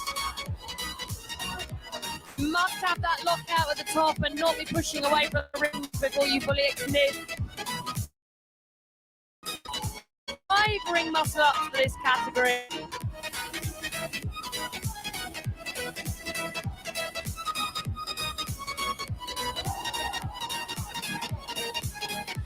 That's lane 2, Addy Hodzik.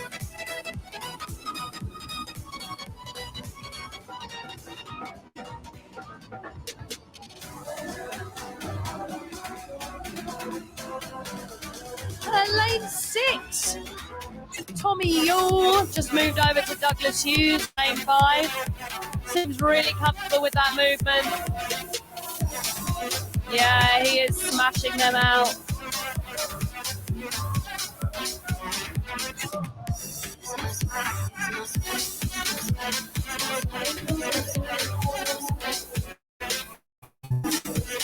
Tommy Yule there.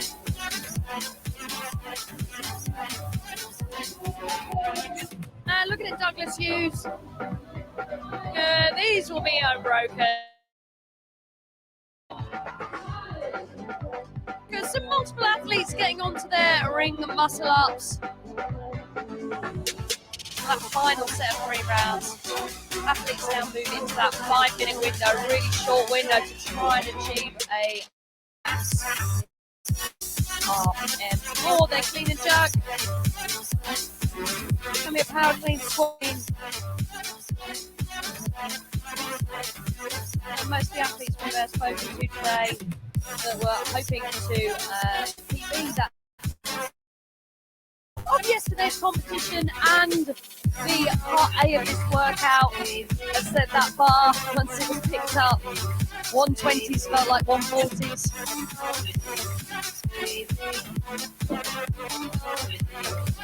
So if you're watching on the live stream and the athlete you're following does PB their lift, tell them to come and see us at the Media Hub. We'd love to chat with them.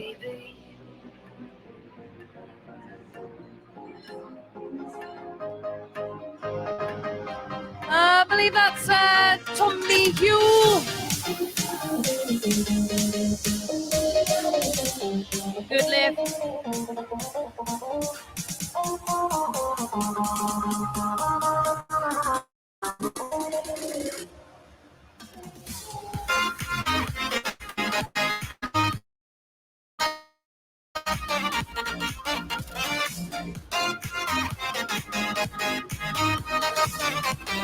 Difficult to see the weights on the bar from where we are. But in competition corner, it's been updated very quickly with what these athletes are lifting.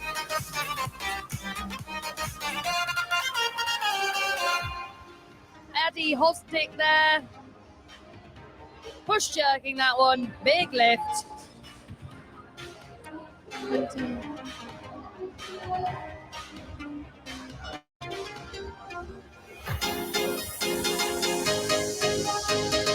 Good, Nick Potas returning to the bar.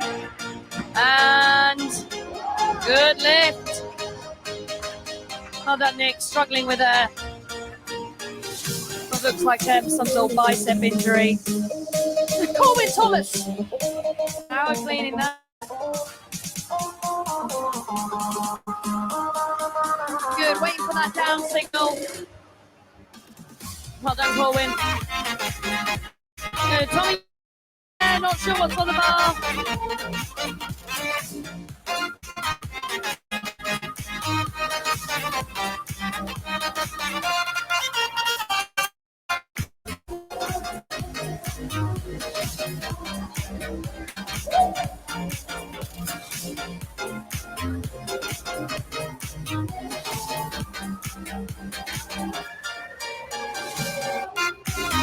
Addy Hostic getting ready to lift.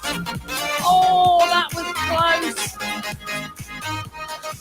There's maybe a shoulder mobility issue there, just elbows pointing downwards, bar naturally fell in front. He'll go for another lift though. He's already banked to lift, so again we see him looking around. Just making sure that he does need to make that lift.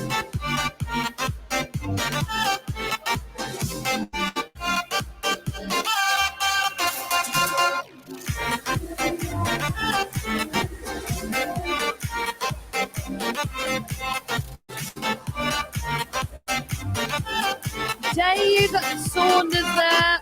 Oh. And Tommy Yule.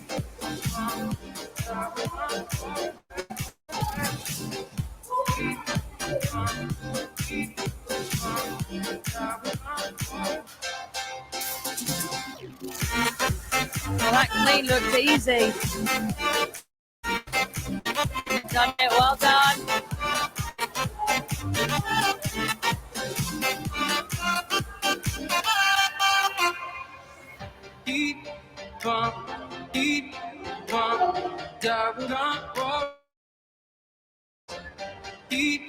Oh, these athletes are just trying to separate themselves from each other. Oh, two of the men making lifts in the final few seconds. That was that 45 to 49 category. As soon as we get those weights confirmed, we'll let you know.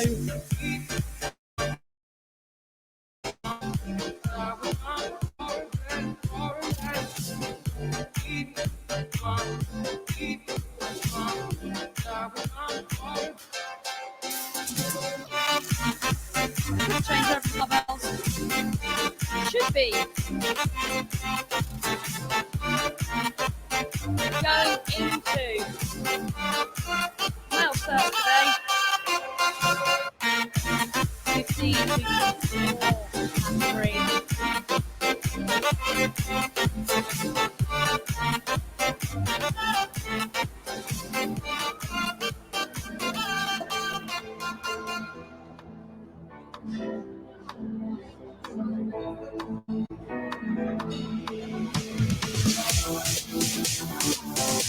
15 to 54 category. For those of you watching looking for particular athletes, you should have in lane 1, Simon Kane. Lane 2, Andrew Clark. Lane 3, our current overall leader, Nick Candola. Lane 4, Carl Glynn.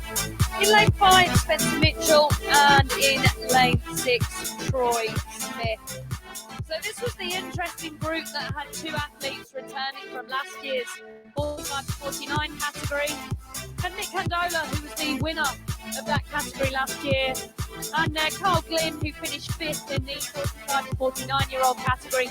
Both have aged up into this 50 to 54 category. So they're the bottom end, they're the 50-year-olds, the youngsters of the 50 to 54s.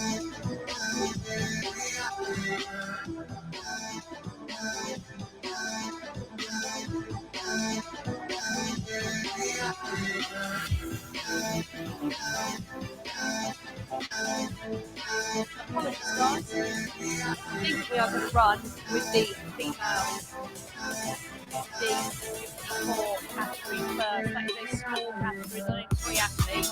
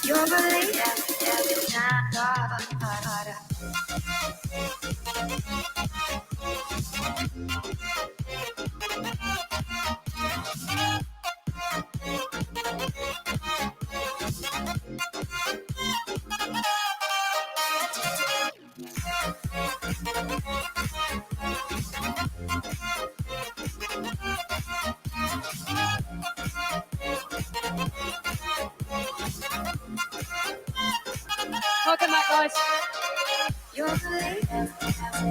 Heading into our 50 to 54 year-old category. Lane 1, Charlotte Joy. Lane 2, Jill McIntyre. Lane 3, Fiona Lamban. 4, Nikki Absalom. 5, Tara Richards. 6, Emma.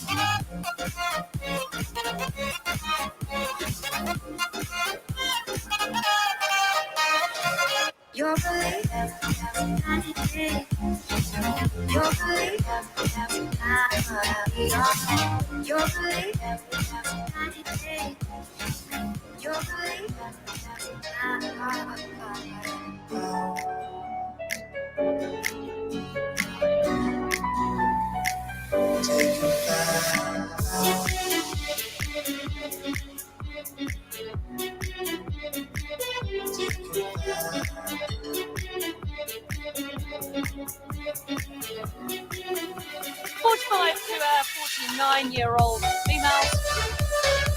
Current standings are Nikki Absalom in first at lane 4. Fiona Lapan currently in second at lane 3. Tara Richards sitting in third overall at lane 5. And Emma Hornby sitting in fourth and lane 6.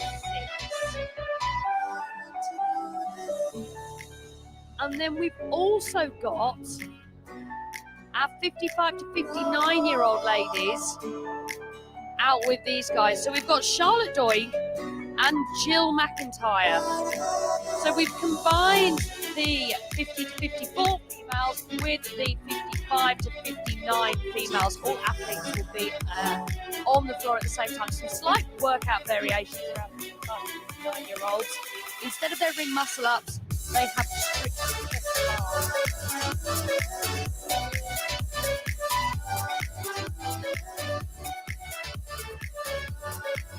So we can't try and keep track of the categories there, running next to each other.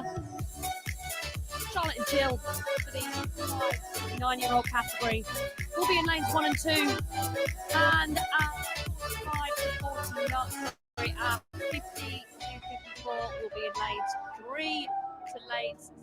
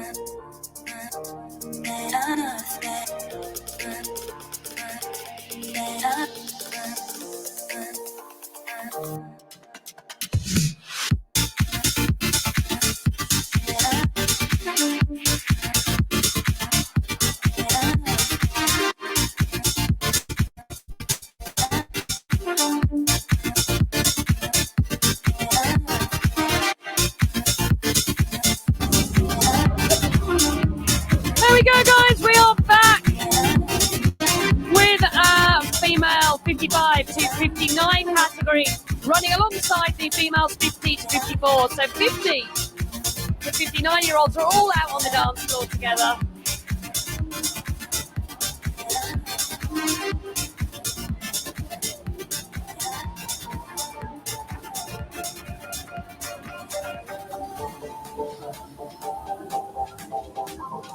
Good, some workout variations for this workout that start to come into play at these categories.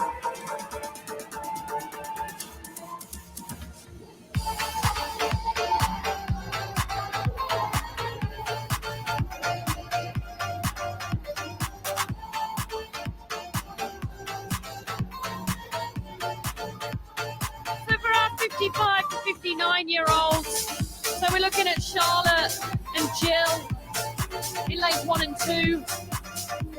Rather than complete 3 rounds, they will complete 2 rounds of the 6 squat cleans and 6 chest to bars, and just the 1 round of the 5 shoulder overheads and 3 ring muscle ups.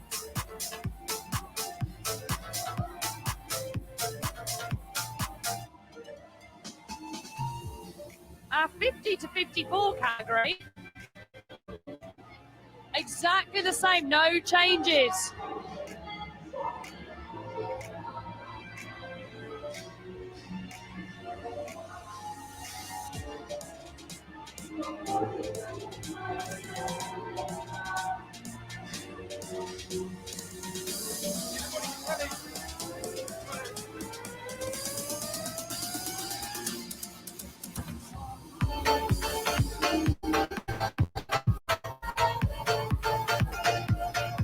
Naught to 7 minutes to complete their work. 2 categories out there. Lanes 1 and 2. That 55 to 59-year-old category.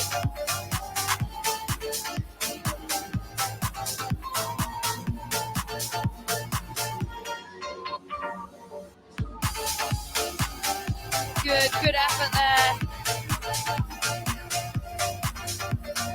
Completing her round of chin-ups.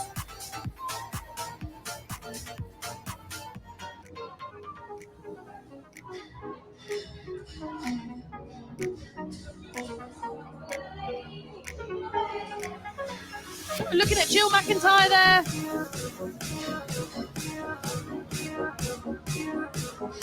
Charlotte Joy gone to her squat cleans for the 50 to 54 category. Squat cleans for our ladies in this category. 35 kilograms.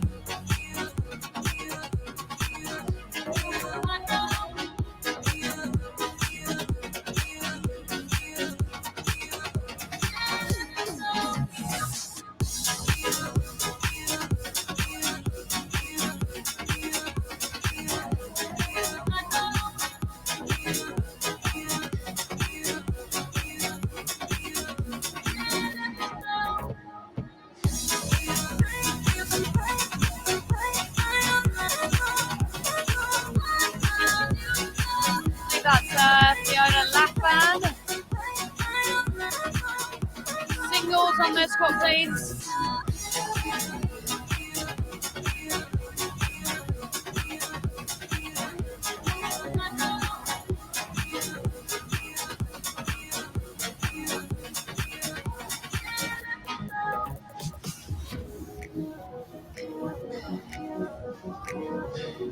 Yeah, so we're looking at Fiona Laffan, Nikki Absalon just in the background there. Both athletes making their way through their squat cleans. Nikki back onto the bar. For a chest bar, the 50 to 54-year-old category, joined up with our 2 athletes from the 55 to 59-year-old category.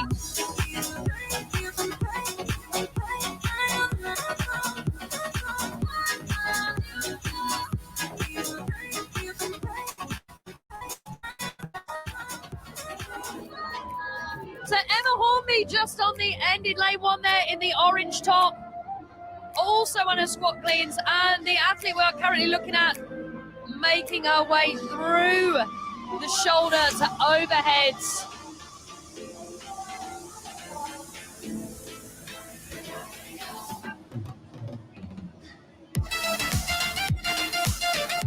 Lane assignments, 3. Nikki Absalon, lane 5, Tara Richards, lane 6, Emma Hornby.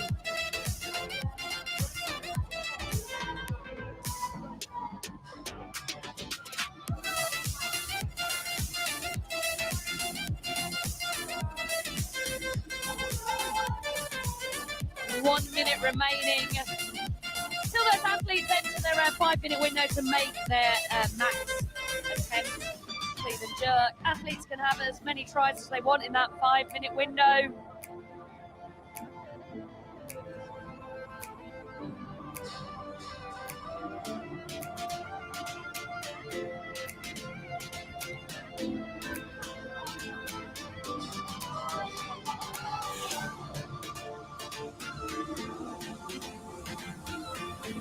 Fiona Laffan there.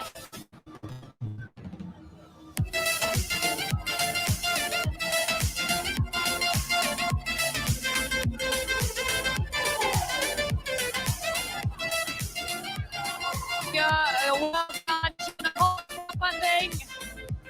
Last couple of reps.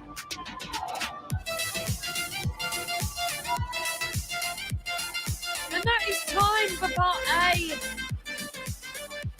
All athletes, 5 minutes. Max, clean and jerk.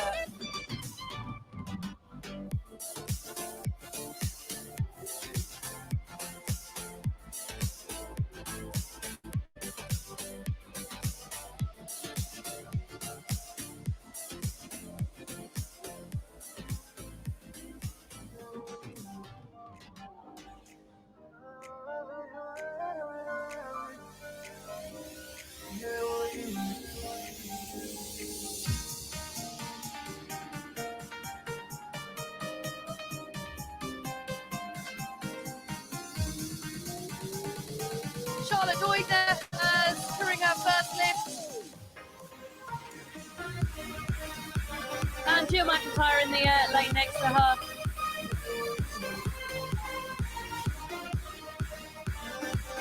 Nikki Absalom opting to squat clean that one. Good lift for Nikki.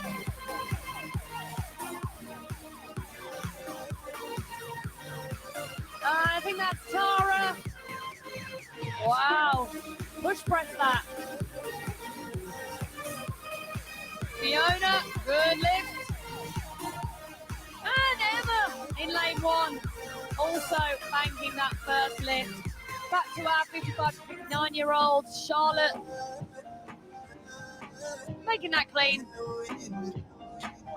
Oh, God, Charlotte made the lift. Good lift, Charlotte.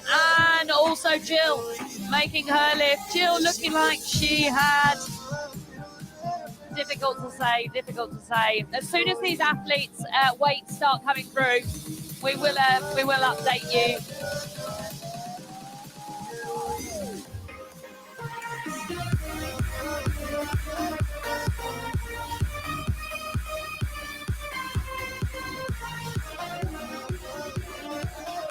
Nick Absalom.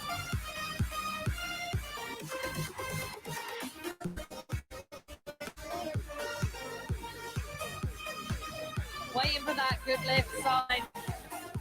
She makes that lift. Well done. Good. Emma. Form me lane 1. Good lift. Fiona Laffan. I think this is within Fiona's wheelhouse.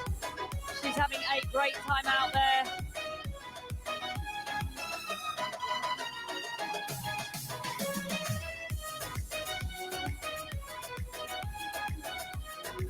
So Charlotte just running through her split jerk. Good. Conscious that these athletes have got a final workout coming up. Well done.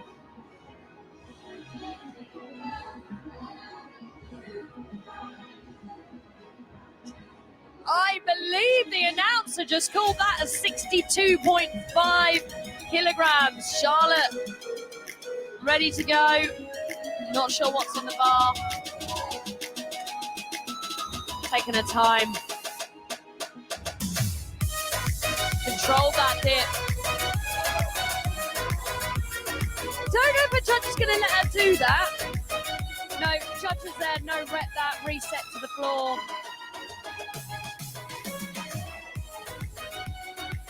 Good. So these ladies have still got a minute remaining. All are still lifting. 3 ladies all going at the same time. Tara Richards makes that lift. No lift for Nikki there, managed to get out of the way.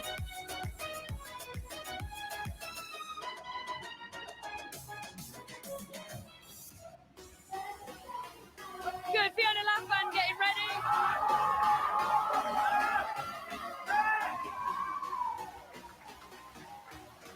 The crowd on my right has just gone crazy for Charlotte Doig. I think making that lift that she failed on the previous attempt.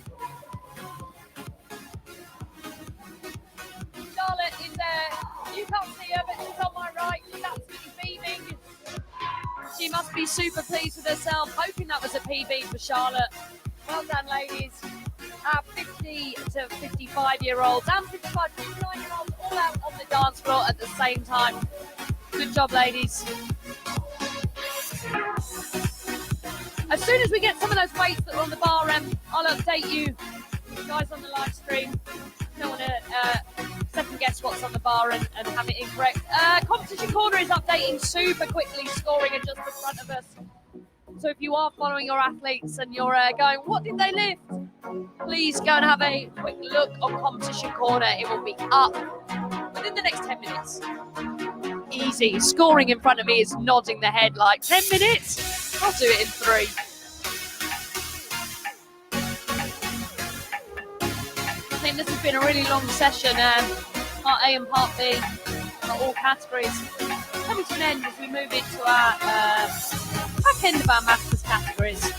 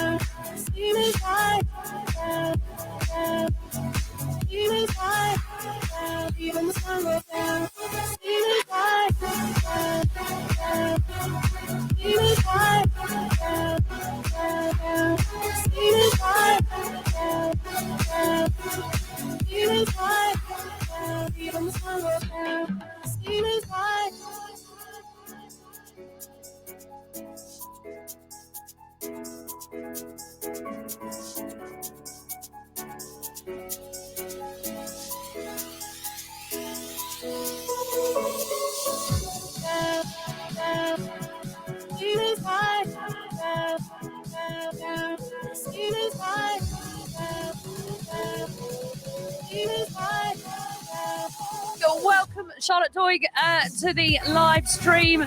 Charlotte Doig, one of our 55 to 59-year-old Masters athletes. That's right. How are you finding the weekend so far? It's great. It's great fun. It's lovely to be back on the dance floor, and it's lovely to be back meeting all old friends and meeting some new friends. I think so many returning athletes, which really shows that people we've got so much invested in this competition. It's for Masters athletes, part of your calendar that you specifically train for. Yeah, definitely. Yes. It looks like you just had a massive event there. Tell us what that one rep was. Well, it wasn't massive in anybody else's terms, but it was massive in my terms because I got a 50-kilogram clean and jerk. I've been trying for 8 years to get 55. I haven't even got the 50 yet. So to get the 50, we're at least moving in the right direction. So And it I'm almost thrilled. looked like a strict press. Well, yes, they usually are. It's amazing. The technique is usually the problem. As I've been told many times, if I could just get under it. Yeah, but somebody saying get under it. If you're somebody who can get under it, that's great. If it's a block for you, it's a really, really hard thing to tackle. So a PB today. Yeah, PB. So Charlotte, you are one of the very few athletes across all the categories to a PB their clean and jerk today. And most people are finding and saying that part A of the workout had such a huge impact on what that barbell felt like in part B. Not a problem for you. Well, no, because I guess my chest to bars were quite slow, so it gave me time to recover. But yeah, no, that was my goal. That was my dream, was to get the 50 PB, so it was part of today. So. And I think our Masters athletes really showing staying in their own lane, achieving your personal goals. Yeah. And what's it like being out there with Jill? Great, it's great to be there with Jill. Yeah, but sometimes it's quite difficult, isn't it? Because you're still competing. So I think it's taken me many years to be able to chat as well, but I'm getting better at that. But yeah. Again, I think so much that the younger age categories can learn from our Masters athletes. We just want to get them to talk to you a bit more. We're like, these guys have been in the game for 10 years. Some of your statistics and background for how many opens you competed in. Since the beginning of CrossFit, every open. I've done every one RX. Apart from the one when I just could not get one chest to bar, which I can now do. So yeah, I'm quite proud of that I've done every open ever since 8 years. And what would you say to other 55 to 59-year-old Masters athletes who think they can't do it or it's beyond them? What would you say to those guys? I think nothing's beyond you, and I think just to come and have a go, because I think it must be quite off-putting. A lot of us have been a lot of times, but everybody's here to help you, and I think we need some new faces, and I feel unless we support these competitions, then we won't have them, and it is great to have something to aim towards. And I think you've got your own goals. It really doesn't matter what anybody else does. You have fun and stick to your own goals. So. That's brilliant, Charlotte. Thank you for coming to see us, and well done on your PB. And we're really pleased with you. We're looking forward to seeing you in 1.5. And yes, of course, of course. Thank you. Charlotte Doig there, joining us straight after her 1 rep clean and jerk PB that she's been trying for 5 years. Amazing. That's what it's all about. People's stories. 5 years to try and get a PB, and she does it on the dance floor. Brilliant.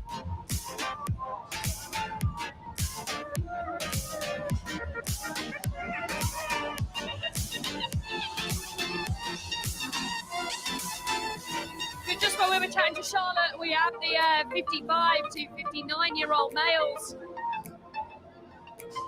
out there.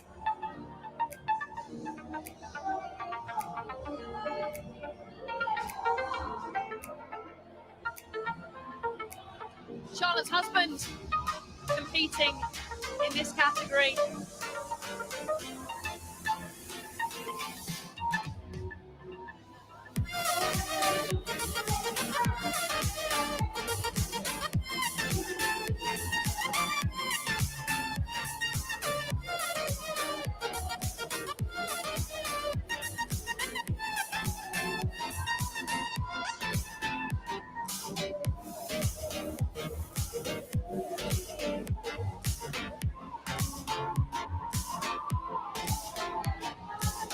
Apologies, guys, we're a 50 to 54-year-old category.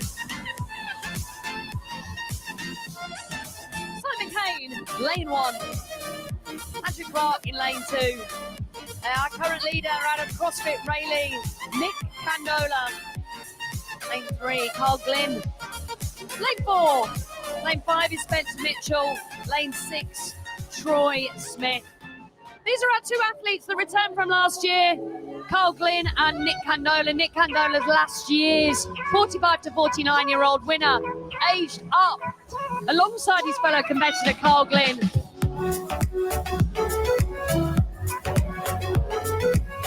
CrossFit, the only sport where you want to get older, you want to age up out of that category.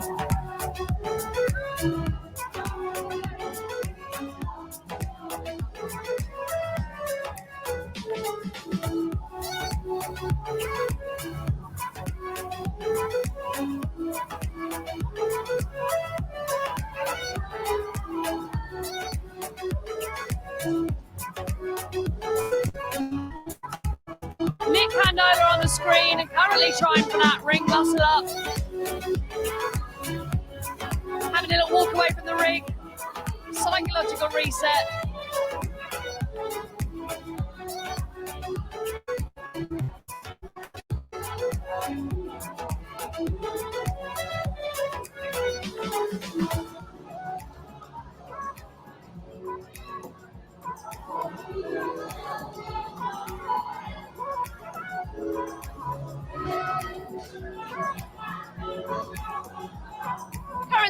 things, Nick Handola leads the way in the overall scoring for our 50 to 54 males.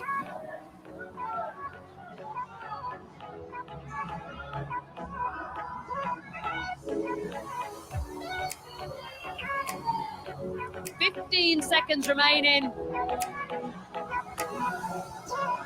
All these athletes trying for that muscle up. Oh, nearly! Yes! Nick Handola! One ring muscle up.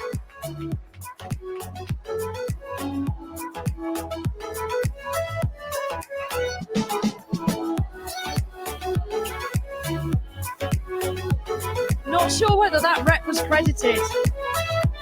Nick just going straight over to the head judge. Hopefully it was. It looked good to me.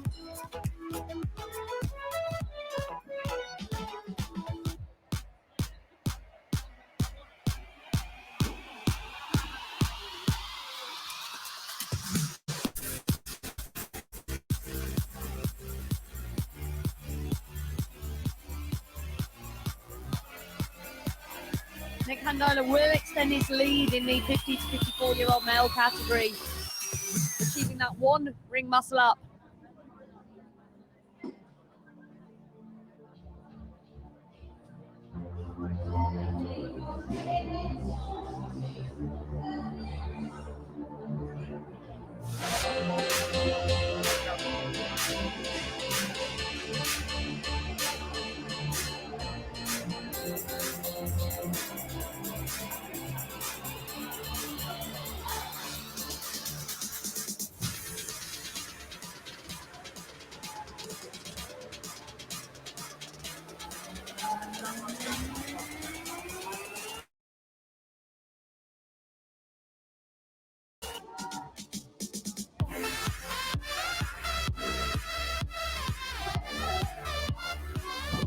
Max lifts underway. Guys, every time these categories are getting to the max lift, this place is going crazy.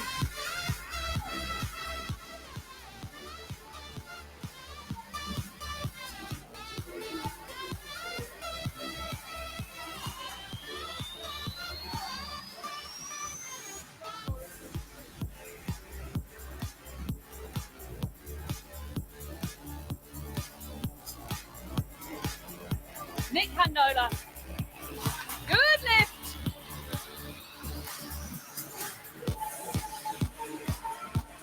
Guys, for the weights, I don't want to speculate what's on the bar, but Competition Corner is updating extremely quickly. Just a no lift there, no lift in lane 2.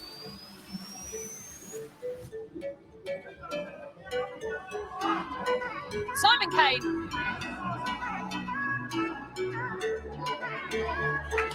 Wow, that is a big lift.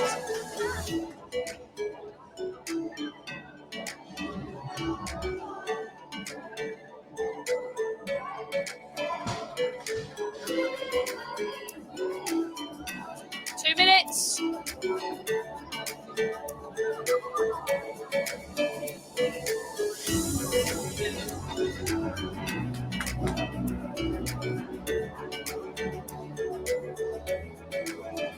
See a lot of these athletes resting on their plates between their lifts. Troy Smith, good clean, makes the jerk, well done.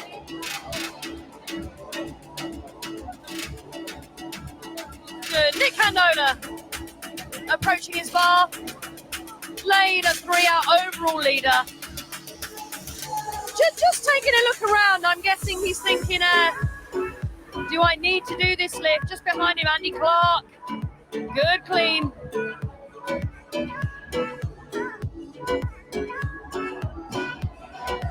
I think a no lift from Andy Clark there. Couldn't quite see his judge, but doesn't look like he fully extended.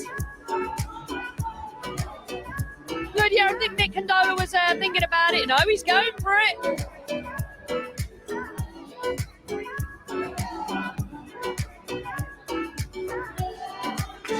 Easy lift for Nick. Oh. Simon Kane just in front of us. Good lift, Simon. Signal from the judge.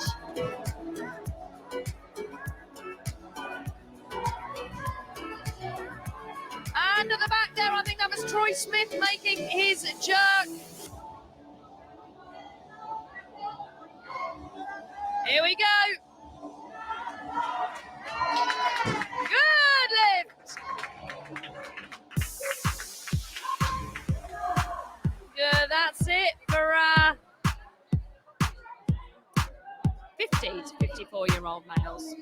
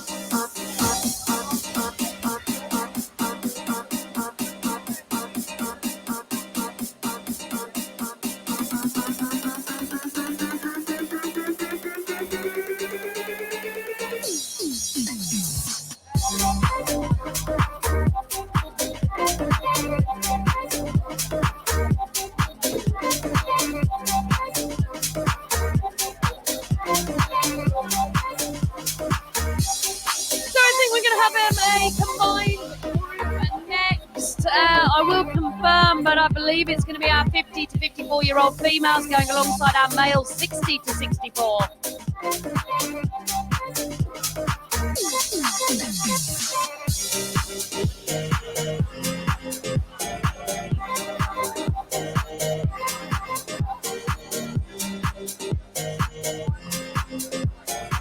So we should have, if that's the case, in lane 1, Tracy Brewer from our 50 to 54 female category. Lane 2, Karen Scott. Lane 3, Reb Polkowitz Peacock. Lane 4 is where we change over to our 60 to 64 category.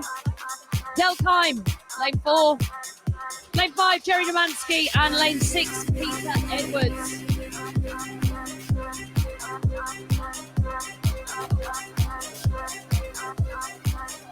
Okay, so this is where we have some changes. 50 to 54 females compete in exactly the same format as previous categories, but our 60-year-old masters have a slight adaptation.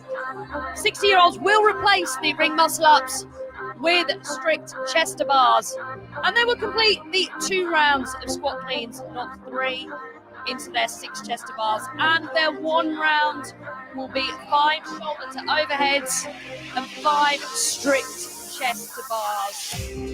So the separating factor on this for the 60 plus male masters category is going to be those strict chest to bars.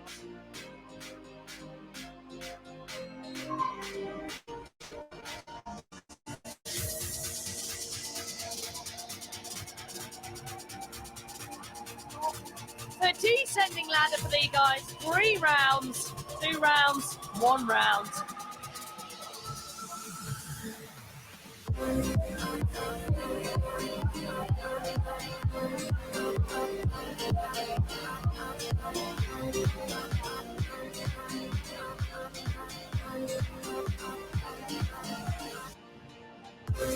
All our male athletes back to the bar for their round 2.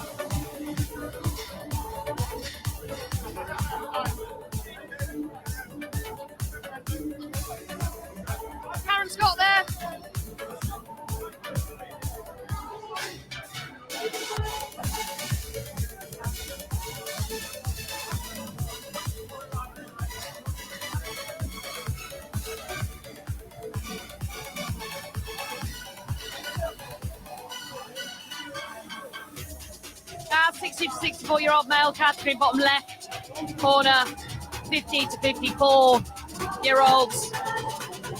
Females, top right. No amendments for our 50 to 54-year-old females. 60 plus, the ring muscle-ups are replaced with strict chest to bar pull-ups.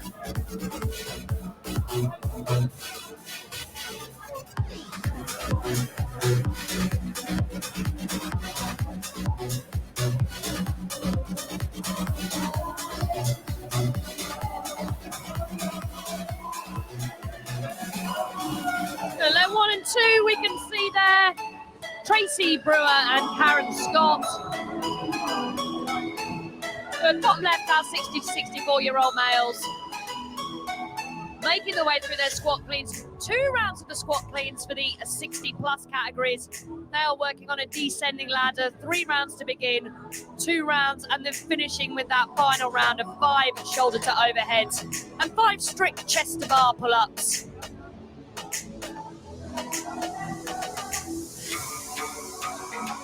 Good, camera top right.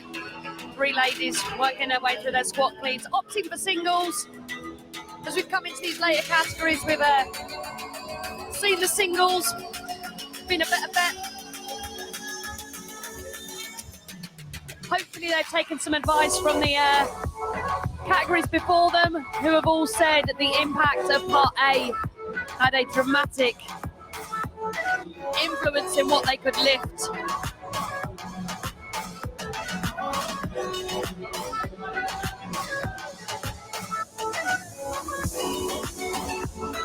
Jerry Dubansky, very clear chest to bar there, opting for singles, but making sure those reps count. But we saw in some of the masters categories just before, some of the athletes opting for butterfly pull-ups, but judges been very strict with no reps on those butterfly pull-ups.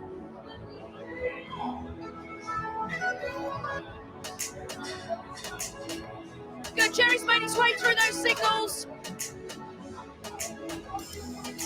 Good, very clear chest to bar. No arguments there. So the decider for these 60-year-old males is going to be who has got those strict chest to bar pull-ups.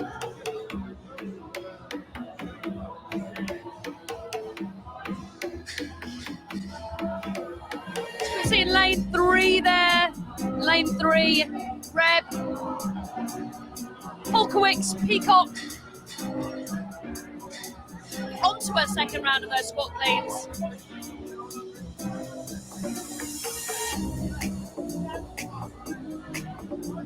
Karen Scott in lane 2.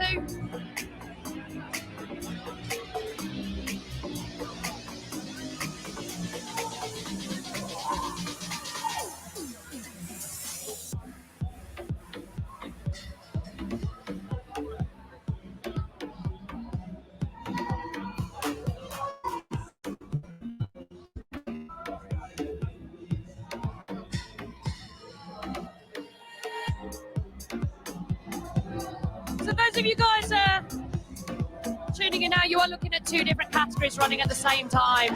60 to 64-year-old males and now 50 to 54-year-old females.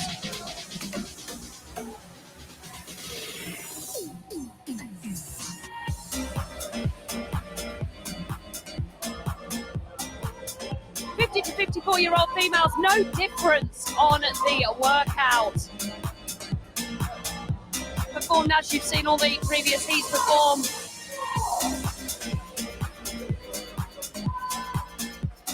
Time cap for most of these guys on the chest bar, so no opportunity to make their way through those shoulder to overheads and onto those ring muscle ups. We will try and grab one of the ladies from the 50 to 54 and find out whether muscle ups is something that they have in their set of skills. So 5-minute window to make a max clean and jerk.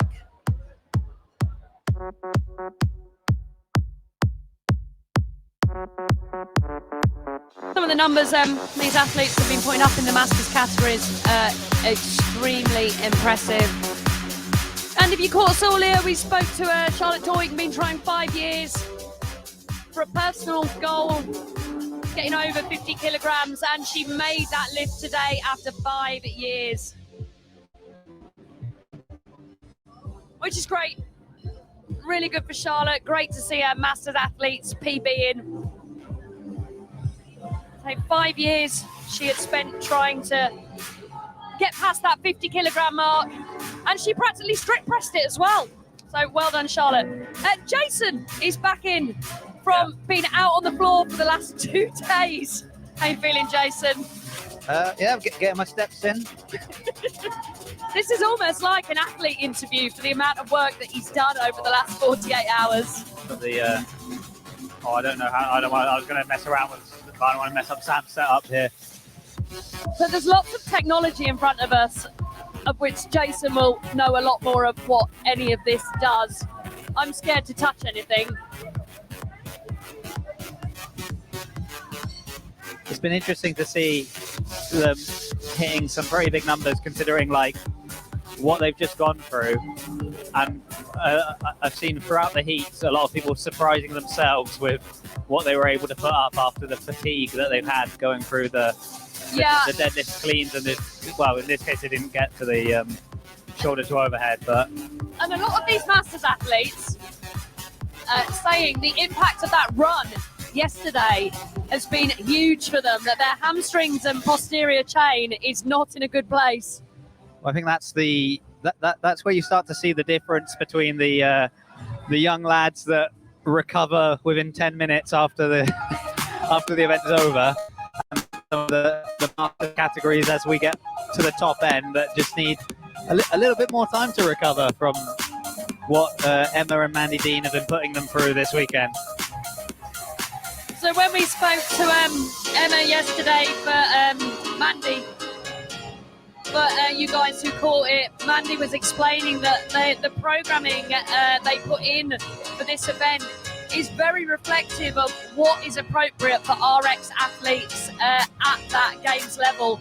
And we're seeing that standard go higher and higher, so ring muscle ups being thrown in here. Ring muscle ups being thrown in for the first time here, an extremely high skill gymnastics movement. I think it's appropriate for this competition. I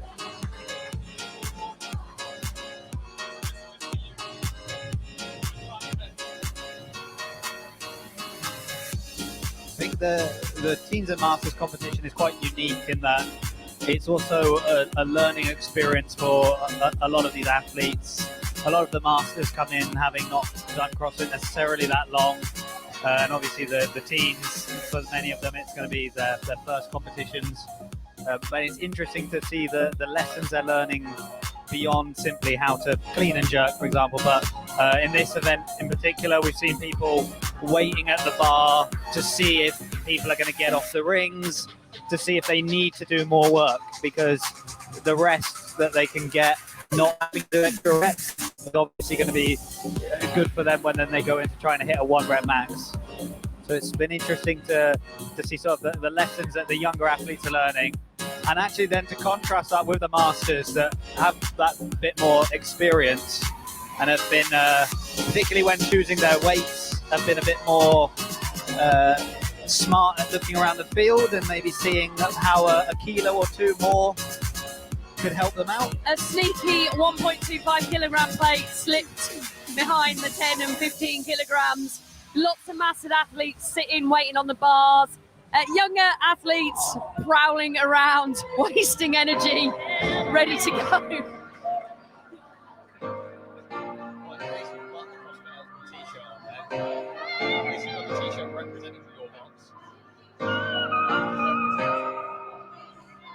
Just talking to one of the team's athletes just off camera, who is a bit of a CrossFit nomad, doesn't have a home.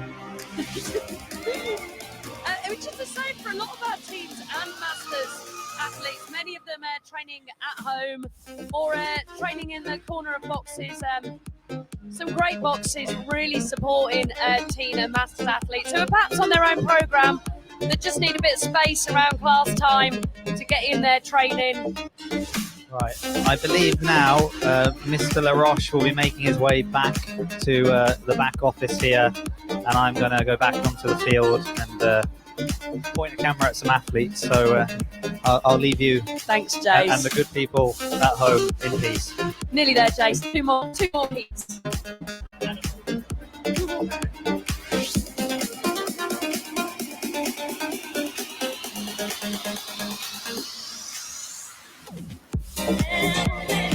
Come on in, Tracy. We've captured another athlete straight off the course. Apologise, Tracy. If you just talk right into the microphone, we won't put the picture up for the moment. So Tracy's just come off the floor. How was that, Trace? It was good. I enjoyed it. Brilliant. Brilliant. The Very second bit more than the first bit, but yeah. And tell us what everybody wants to know. What was your max lift? 65. Wow. PB? No, 70 is my PB, but I haven't done that for a while, so I'm really pleased with 65. That's excellent. Really good. I clean 70. I couldn't get it over my head. Yeah, especially after all of that work. And did you find that Part A had a large impact on Part B? Or Yeah, definitely for me, yeah. from a cardio perspective. People were saying that bar when they picked it up felt about 20 kilograms heavier than the amount of weight that they got on there. Yeah, 42.5 squat clean is tough. I mean, for that amount of reps is huge. It is, yeah. My legs are going to know it tomorrow. Your legs are going to know it after event 5. Yeah, oh yeah, after event 5, yeah. Sorry, I forgot there's another one. And what's been your highlight of the weekend? That, I think. Oh, amazing. Yeah, Good, yeah, good, I'm good. really pleased. I'm actually more pleased to get the 74 clean that I just got than actually getting the 65 clean and jerk. I think it's something that Masters athletes have to understand, that we get stuck on numbers for a really long time. Yeah, it's all in my head. Yeah, PBs just don't come at some of these younger categories. Every time they go and lift the barbell up, they're able to put more A little bit more more on, on yeah. the thing as they get stronger. And you guys with the PB is fantastic. Yeah, really good. I had to run yesterday. Oh my god. Running is my nemesis. I'm not built to run. I don't think anybody came back pleased about it. Because it's terrible. Worst comes to it, it's about a mile and a half's worth of running at the end. I hate running anyway. Yeah. It's don't have to run. I'm sure that's the reason why. Yeah, sure it was the reason I started 12 years ago. Yeah. Brilliant. Congratulations, Tracy. Thank you. Wishing you luck for the final round. Thank you. Brilliant.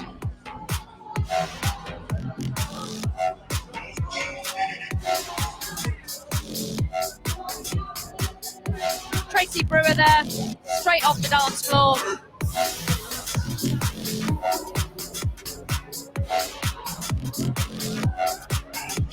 Sam LaRoche, back in the house. We'll do a seat swap. I'm actually going to kick you out, Claire. I've got Rich here from the team. He's going to come and do an interview with us.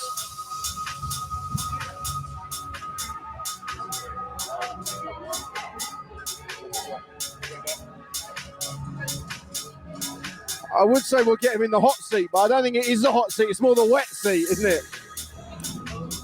So we got Rich here. So Rich, on your back is event organizer. That's right, how you doing? I'm all right, mate. I just want to make sure. I haven't been here for a little while, so I just want to make sure that the stream is working right and we're all good. Yeah, Claire hasn't wrecked it yet, so we're winning. We're winning. So you've got event organizer on your back. Yeah. Now we've just had a little chat in the background, but you are you're in charge of the Masters essentially, aren't you? Yeah, so basically I help Mandy and Emma plan, organise and run the event. But the other role is I am here for the Masters. So if they message on Instagram, Facebook, or throughout the weekend they got issues, they come find me, and I'm generally here as their beach and problem solver. I like that. The beach and problem solver. That's fair enough. So give me an example of how you might problem solve for a Masters athlete. Some of our more seasoned athletes, shall we call them, not so tech savvy. Okay. So, rather than trying to upload their videos to Competition Corner for the qualifiers. There's a number of them now who have my personal number. They WhatsApp me their workout videos. I will go through them, judge them, validate their scores and update it for them. It's just easier for that way. Fair play. It's just, I like that. You're quite diplomatic about this, aren't you, really? Yes, I've spoken to a few of them today and I've told them that next year I'm looking to set up a pain in the arse division. Okay. And that's going to be all of those ladies and who cause me a little bit of a headache. Okay. And they're well up for it, bless them. The pain in the arse division. Yes. Well, I might even consider doing this next year. I don't think I'll qualify because the people in my category are I'd be 35 to 39, and they're just savages. So I'm not sure. Beasts. They're monsters. I can't even compete with those. But how? So you're on the team with Mandy and Em, and so obviously that's a bit of what you do. But this weekend, what have you been doing? This weekend, generally, like I say, here for the Masters, they come find me if there's a problem. Yesterday, there's a particular age group that couldn't do one movement. They all agreed they couldn't do it. It was close to the bar. It was the older ladies due to some shoulder injuries and some mobility issues. So we looked at the workout and we adapted it, made it so it's a ring for them, which they're all happy, all that sort of thing. So make sure everyone gets a good workout, they enjoy the weekend. We're also just helping out with the crew, with scoring, with judging, making sure it all runs smoothly. And if anyone's got a problem, they can come find me. Okay, so in terms of liaising with them about that, so that's an interesting one, and me and Claire picked up on that yesterday. What would happen, for example, if one of the Masters athletes just decided that they didn't want to do toaster rings because actually they spent a lot of time working on getting toast to bar, which is arguably a more difficult movement? Definitely, then it would stay as toast to bar. Okay, that's interesting. If you've got an age category, they all have to agree that they want to change. And if they don't all agree, then it's going to stay as prescribed. And then if that one person's got it, then fair play to them, crack on. The others have got to chase them and do their best to give it a go. Yeah. Oh, that's fair enough. That's fair enough. In terms of, did you have much workout? Did you have much influence in the workouts for the Masters, apart from obviously the adaptations or any changes that happened? How does it work between the three of you, sort of you, Mandy, and Ems, in terms of working it out? The workouts are Mandy's baby. She devises them, and then we will sit down, go through, and tweak and offer suggestions where we think it's appropriate. So with the knowledge that we've got around our Masters athletes, we're very keen on promoting them and showing what they're able to do. There are some competitions out there that the older the athletes get, they make it a lot easier for them. We've got athletes here in the older categories who can do toast to bar, who can do handstand push-ups, who can do a handstand walk. So let's showcase that, let's show how good they are, and that's what we try to do. Well, that's to be honest, I'm really grateful you've come over, and all of that stuff is immensely interesting because it's a completely different angle from anyone else that we've had so far. Obviously, I haven't actually heard the interview with Mandy we had yesterday, but I imagine she's taken a big overview of the whole competition. But I'm really impressed with how you guys are really catering for the Masters athletes and how that actually is at the forefront of your mind. Obviously, it's a teams and Masters competition, so it should be, but there is a bigger group of Masters athletes out there than teams. We want the teams in well.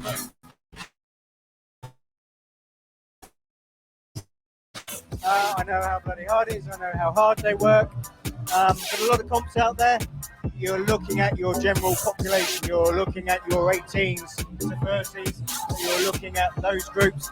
Well, actually, there's a big Masters community out there. They're really fit, they're incredibly strong. Let's show how good they are. You know, just because you hit 30 doesn't mean you go over the hill and you can't compete.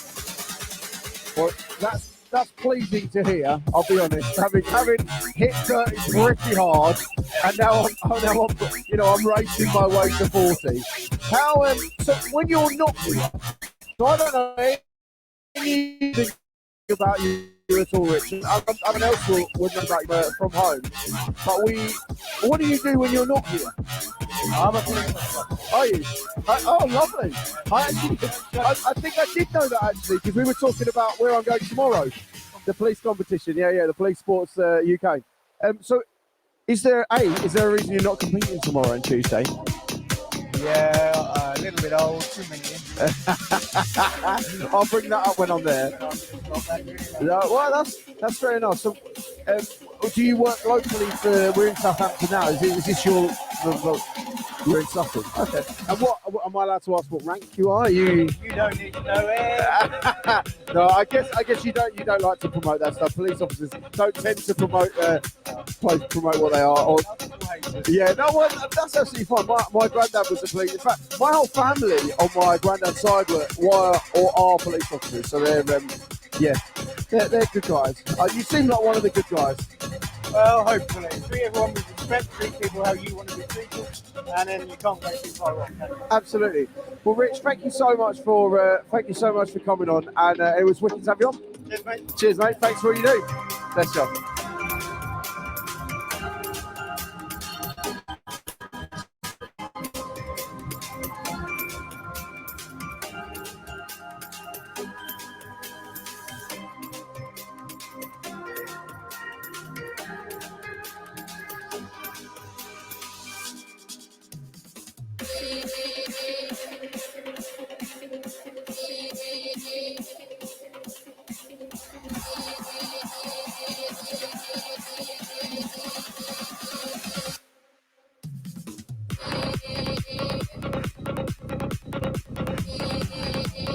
Well, thank you so much, Rich, for coming on and having a chat with us. I'm taking you back now into heat number 16.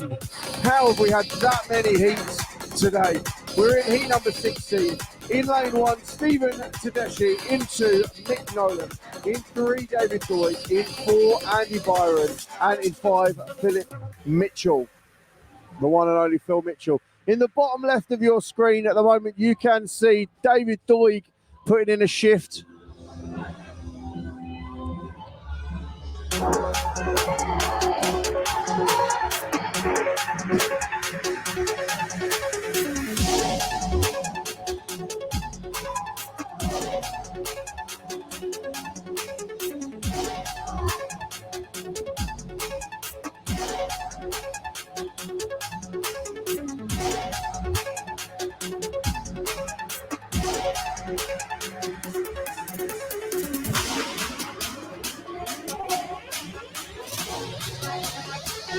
We currently are now into the coming up to the 11th minute of this workout. Big lift, bottom left, that is lane number 1, Stephen Tedeschi. In 2, Mick Nolan in the bottom left of your screen, stepping up now. 3, David Doig as well in the bottom left. Big lift. Both these lads here. David Doig standing it up. Good lift from him. Good lift as well from Nolan. In the bottom right of your screen, that looks like Andy Byron putting up a big lift in lane number 4. Lane 1, we're back to Stephen Tedeschi in the bottom left of your screen. Not quite catching that one. Lane number 5 in the bottom right of your screen, Philip Mitchell.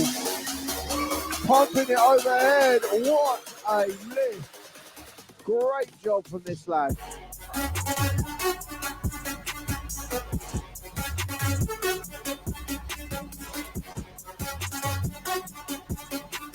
We've got 50 seconds left.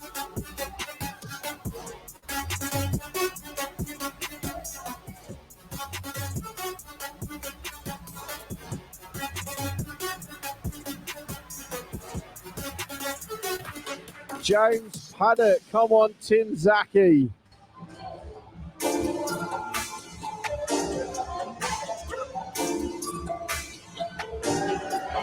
Bottom left of your screen, that'll be Mick Nolan. David Doig now.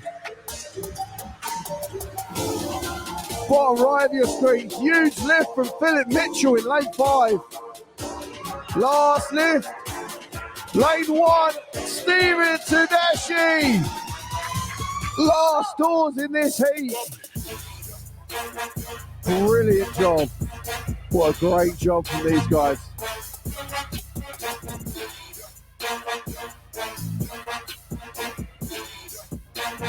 Crumbs. That was the penultimate heat here at the British Teams and Masters Championship 2022 CrossFit licensed event.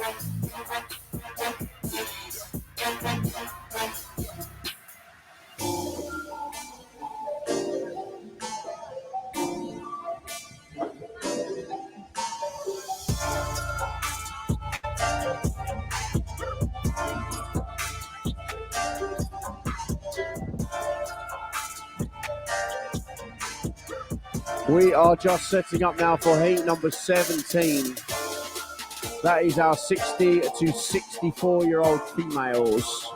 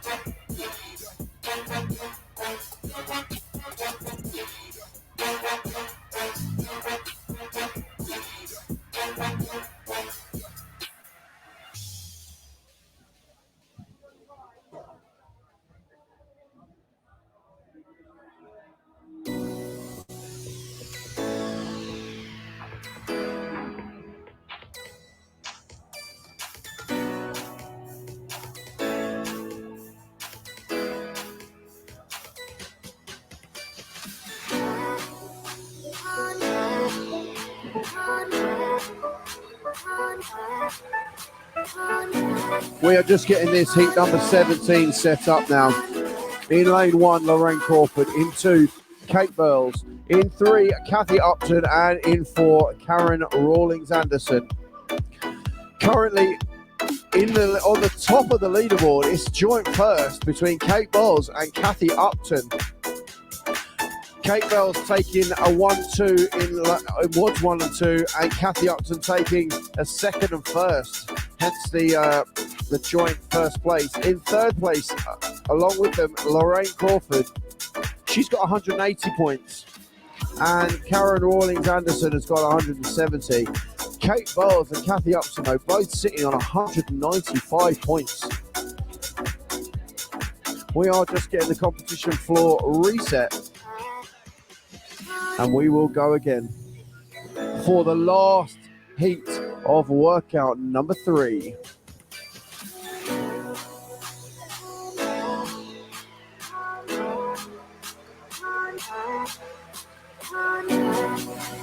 Workout number 4 will begin at 2 p.m.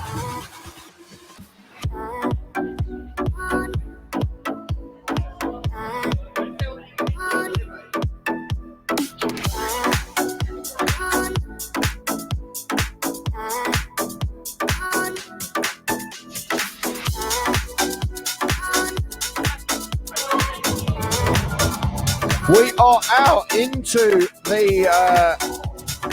the last heat of workout number 3.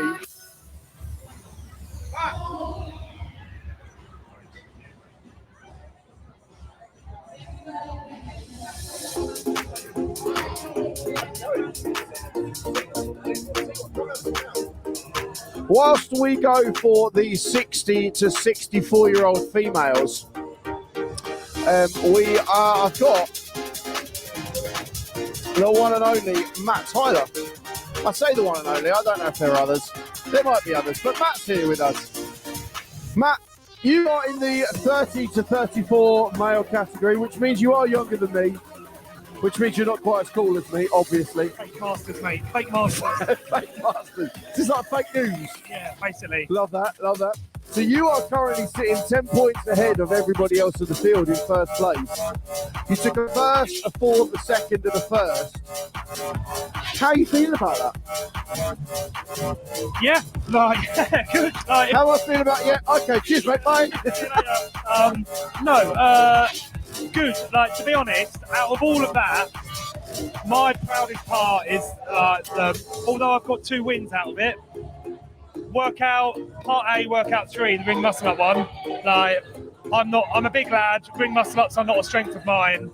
I can hit them, but they are small sets. And spoke to my coach on Friday. I was like, look, I've got numbers in my head of what I want to do. I know roughly how long it's going to take me to get to a certain place. 3, 2, 1, go. The field came out so hot, and I was like, well, here we go. This is the 6th place finish if everyone holds on.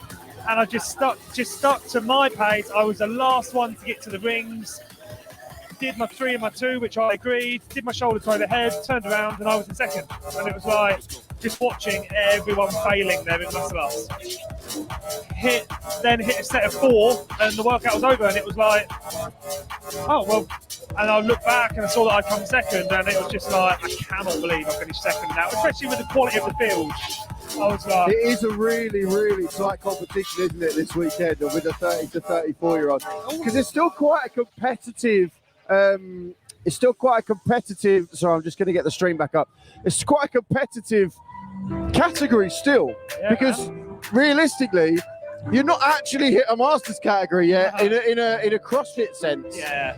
I mean, but what's nice though is like my youngest is here. Shane's just got his little girl that's turned up. So, you know, they're similar age. They're both like less than 5 months old. So, you know, you're competing against other guys who are working on disruptive sleep. You know, they've got full-time jobs. They're not like the 18 to 21 category that are like hammering 3-4 wads a day, and you know. So it's quite like, that was what attracted me to come in last year and do it. It was like, oh, I'd love to see where I am against people my age, rather than looking at my open results or my semi-final or quarter-final results, and being like, man, these like mid-20s guys are clean and jerking 170, like, you know, like, well, you know, when I compete with Joe, like the other Titan athlete, it's just so humbling. It's amazing to compete with him, but I'm like, man, you are a beast. At 23, I was out on booze. And well, realistically, and I found that more recently. The difference between just the culture of young, maybe not every young people, but when I was younger, my thoughts weren't, I want to look good naked. No. Do you know what I mean? But that's sort of how it's got to now. Like, everybody is. And maybe there's a pressure there. Maybe there's some amount of pressure there. But realistically, if you ask someone like, why do you train? Like, what is your why? For younger guys, I want to lift heavy and I want to look good naked. Like, realistically, most people would say that. But for guys like us, I mean, I'm grouping us in the same category. I'm not sure that's fair. But you're right. But now, I've personally come to the realisation, I'm not sure without plastic surgery or, you know, some work, I'm never going to look amazing naked in comparison to others. But I've come to the point where I'm not comparing to others anymore. I'm proud of what my body can do and what I'm comfortable. Yeah, I'm comfortable with that. And that doesn't mean I can go out and do what I want and eat what I want. But I want the ability to be able to go out and do what I want and eat what I want. But you're not, what are you, 33? 34. So you're only 18 months younger than me, and you're out here smashing it at competitions. Now, some would argue that's genetics, but I would argue that's hard work. I follow you on socials, and we chat. You know, we're buddies. Yeah. I see you around, and that's hard work. You are the way you are. You can do the things you can do because of the hard work you put in. I've always had a sporting background, so it was rugby for God knows how many years, and that's what I wanted to do. And then, due to many injuries, and I turned my hand to golf and was all right at that. And then I spent 12 years. To be fair, I've got a couple of professional golf friends. and they actually train so much. Different now to when I first got into it, but I got into golf because it was next to the rugby club. So I got injured, and literally the field next to it was the driving range for the golf club. So I got into it that way. But I've always, like, whatever I've done, I've not wanted to be shit at what I've done. If I'm going to do something, I'm going to do it properly. And I had surgery on my shoulder back in 2018, end of 2017, and I was sat watching YouTube like everyone else, watching the CrossFit Games stuff. And I was like, that looks fun. Because I think, like, Ben Smith was like, when I was at school, I did everything.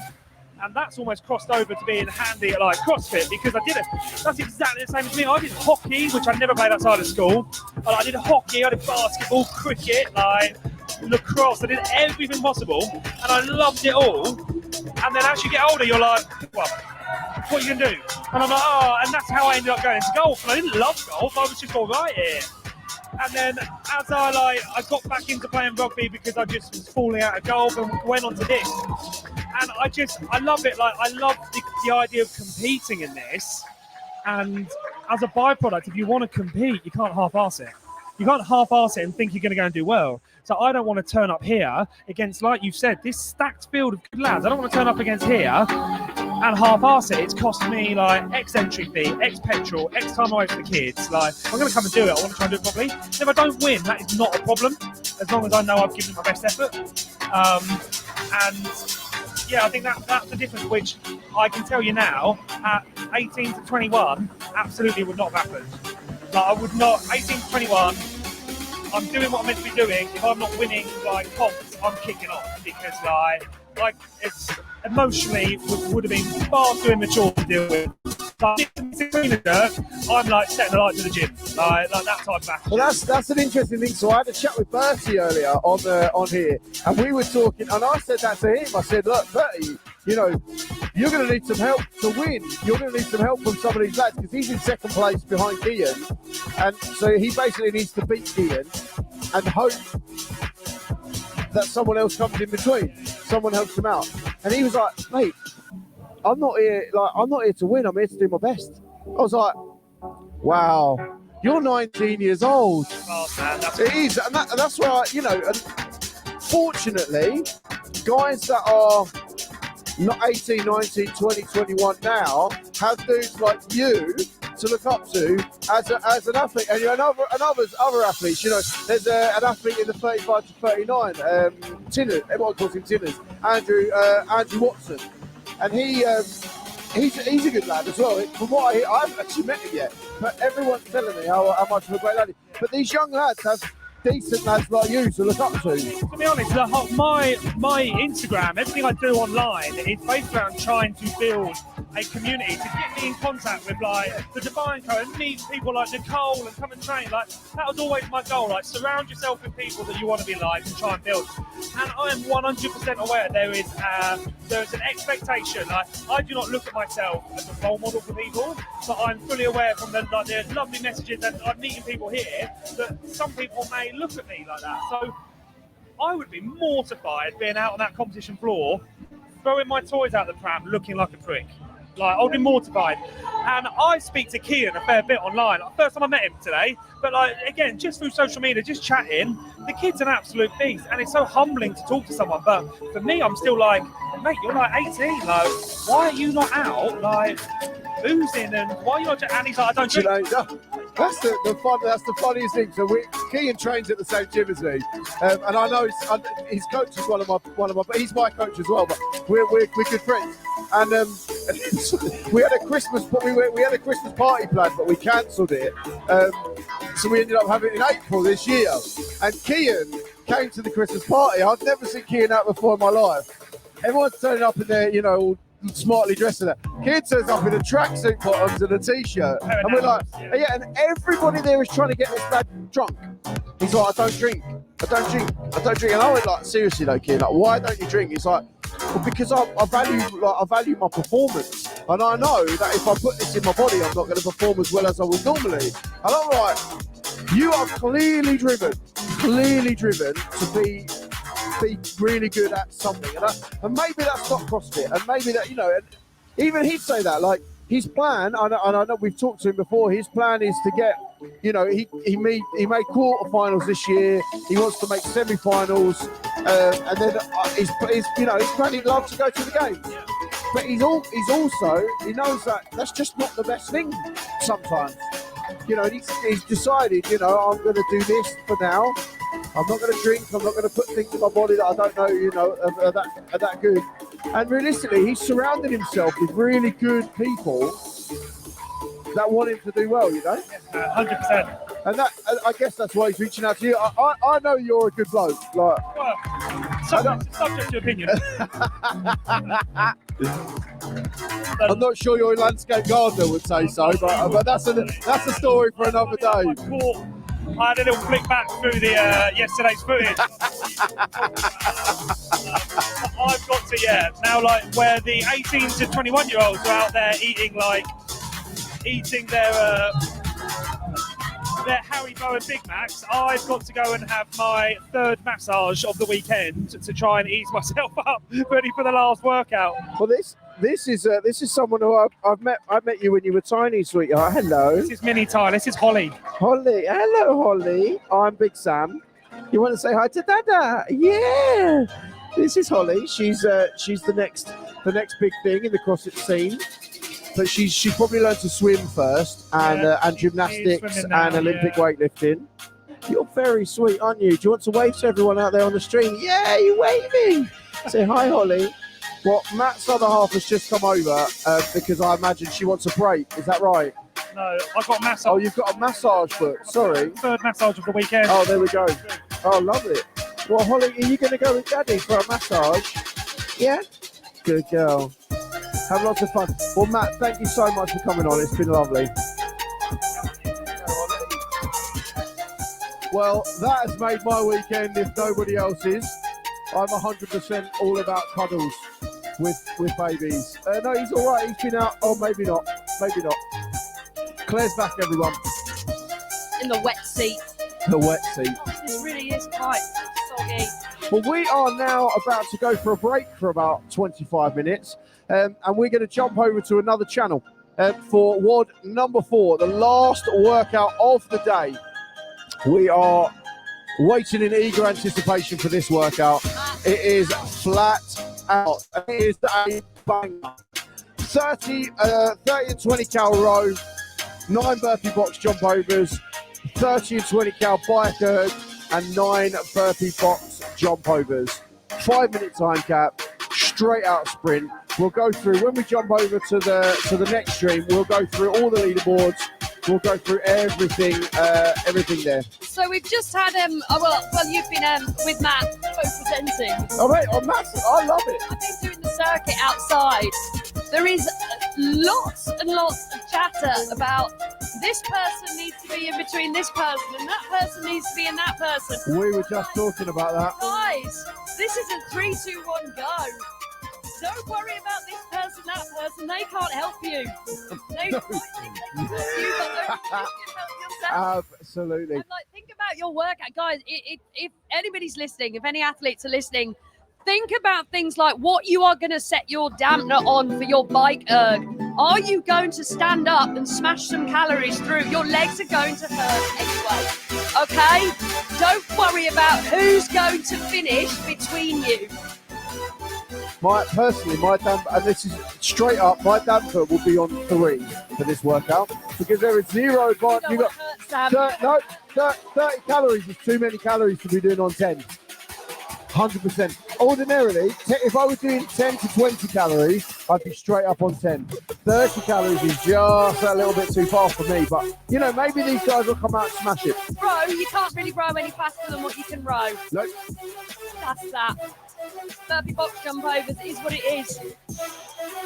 Bike erg. This is where you can have a bit of a difference, I think. You can make a technical error by not having your bike erg set up optimally for a 5-minute workout. Yeah, I don't know. I'll be interested to see what people do because some people might be doing their calories standing up, 30 calories standing up. Is that something we want to be doing? Probably not. Probably not. Are you going to have enough left to do your 9 burpee box jump overs? When your legs don't work like they used to before. Thanks, Ed Sheeran. Right, we are going to see you on the next stream. So for now, workout 3 is done. We're going to be into workout 4 at the British Teen and Masters Championships 2022. See you in a bit.